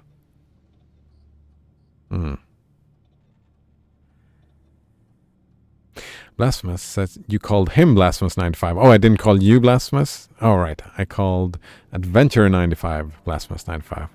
So the apology is to Adventure 95, not to you Blasphemous then. All right. If you get to this point and are confused, I was confused a little bit. Well, I thought I did it the other way around, so... Blasphemous says they already have rankings. Yeah, I think rankings is the way to do it, right? Rather than body weight, if we're talking about MMA, the rankings would be the way to make that distinction, because as Nodrunner pointed out, the biological differences fucks it up if you go just by weight. So just going by rankings in all sports, right? I like that. Colgatino says, chat is moving so fast, nobody noticed that I am a communism. Not communist, you're a communism. Oh, I did not notice that, no. Node Runner says, chat is moving so fast, nobody noticed that I'm running nodes. Nope, we're not noticing that, we're just running past it. Blasphemous says, quick type more, he's almost caught up. And last one, Colgatino says, did you get the Aleph numbers? No, I completely skipped them. I did not get into them at all. All right. And I'm caught up. Oof. All right. Did I misinterpret anything?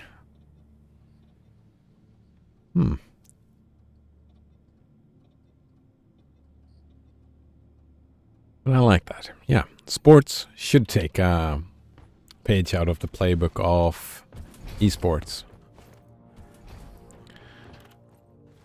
One could also ask the question, how come all the big esports teams are just men? Why is it like that?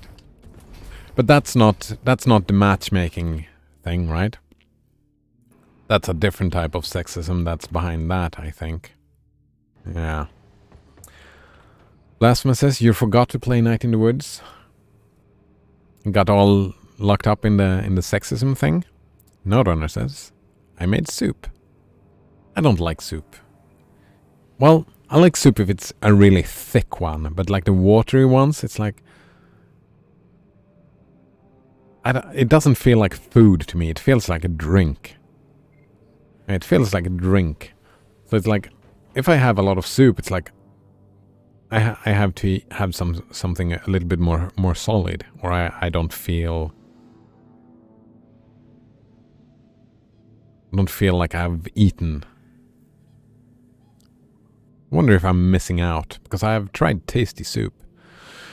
No Runner says, it's hot, as in spicy. Nice. Plasma says, a chowder? Probably a chowder. I would like a chowder more.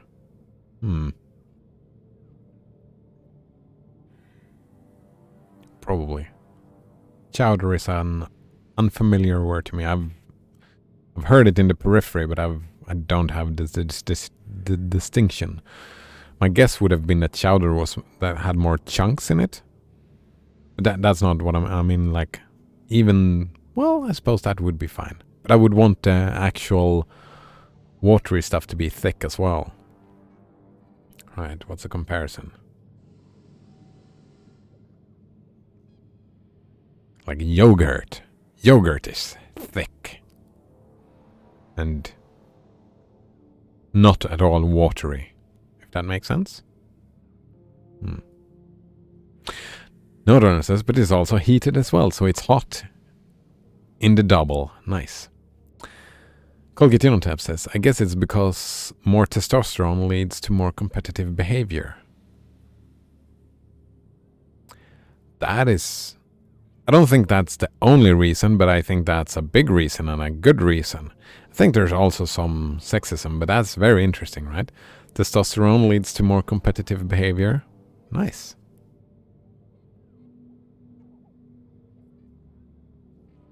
No Runner says it's ramen called Shin, made by Nogushim. Oh, I like ramen. That's noodles. I like noodles.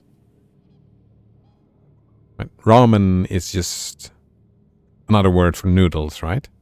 Like noodle soup. Made by Nongshim. It's quite good ramen, says No Runner. Lasman says maybe he wants to eat some gravy. Oh yes, I like gravy. Oh man. Yeah. But eating only gravy? I don't know about that. No Runner says it's like clam chowder. Also, crab chowder is good. Alright. Blasphemous says maybe we can get rid of sports nobody feels discriminated against or like they are inferior. Oh man. That seems fucked up. Sports is great. Feeling inferior is a good motivator. Can be a good motivator, right? I mean, feeling discriminated against is a bad feeling, right? And working to not have that, I see as a good thing. But feeling inferior, I mean, that can be a good motivator, feeling inferior. That's a completely different question. Note owner says, chowder is kind of thick. Not quite yogurt thickness, though. No, but I mean, it was just the thing that popped up in my head.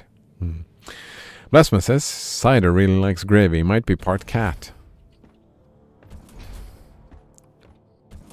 I wonder if that will happen in the future, where you, like, DNA manipulation. So you get cat ears or cat nose, like if cat people is a thing in the future. Like it's a thing in anime, right? Will it be a thing in the future of humanity? Like genetic manipulation is what it's called, right? Do we have time for Night in the Woods? Stay a little bit longer? Taking a late lunch? I'm always taking a late lunch. Who am I kidding? Yeah. So, exit to desktop.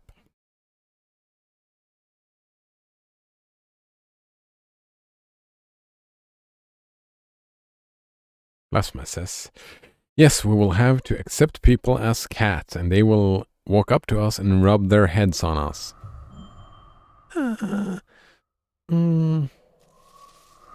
I could accept people as cat people, not as cats. As cat people. There's a difference. As cats would be...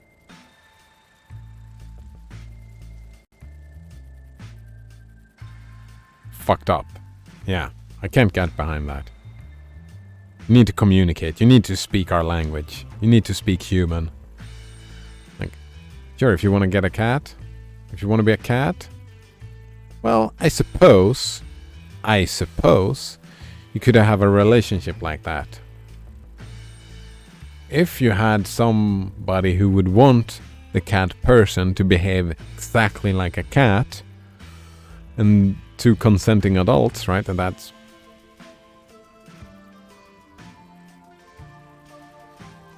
But oh man, maybe they would have to accept that some people aren't just cats.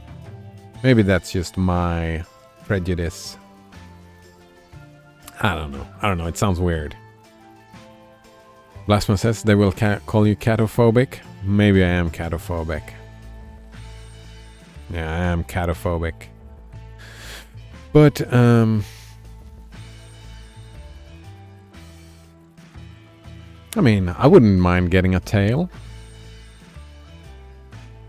I played a lot of Final Fantasy IX as a kid, and as a kid I wanted a tail. Tails are cool. But they will walk up to us and rub their heads on us. That is unacceptable, because that is infringing on my personal space. You be a cat, I be a person with personal space. Yes. Yes. My personal space. Consent. You need to ask consent before rubbing your head against me. And if I don't give it, then, well, then you don't have it. There we go. Did I change? Yeah. Yes, Night in the Woods.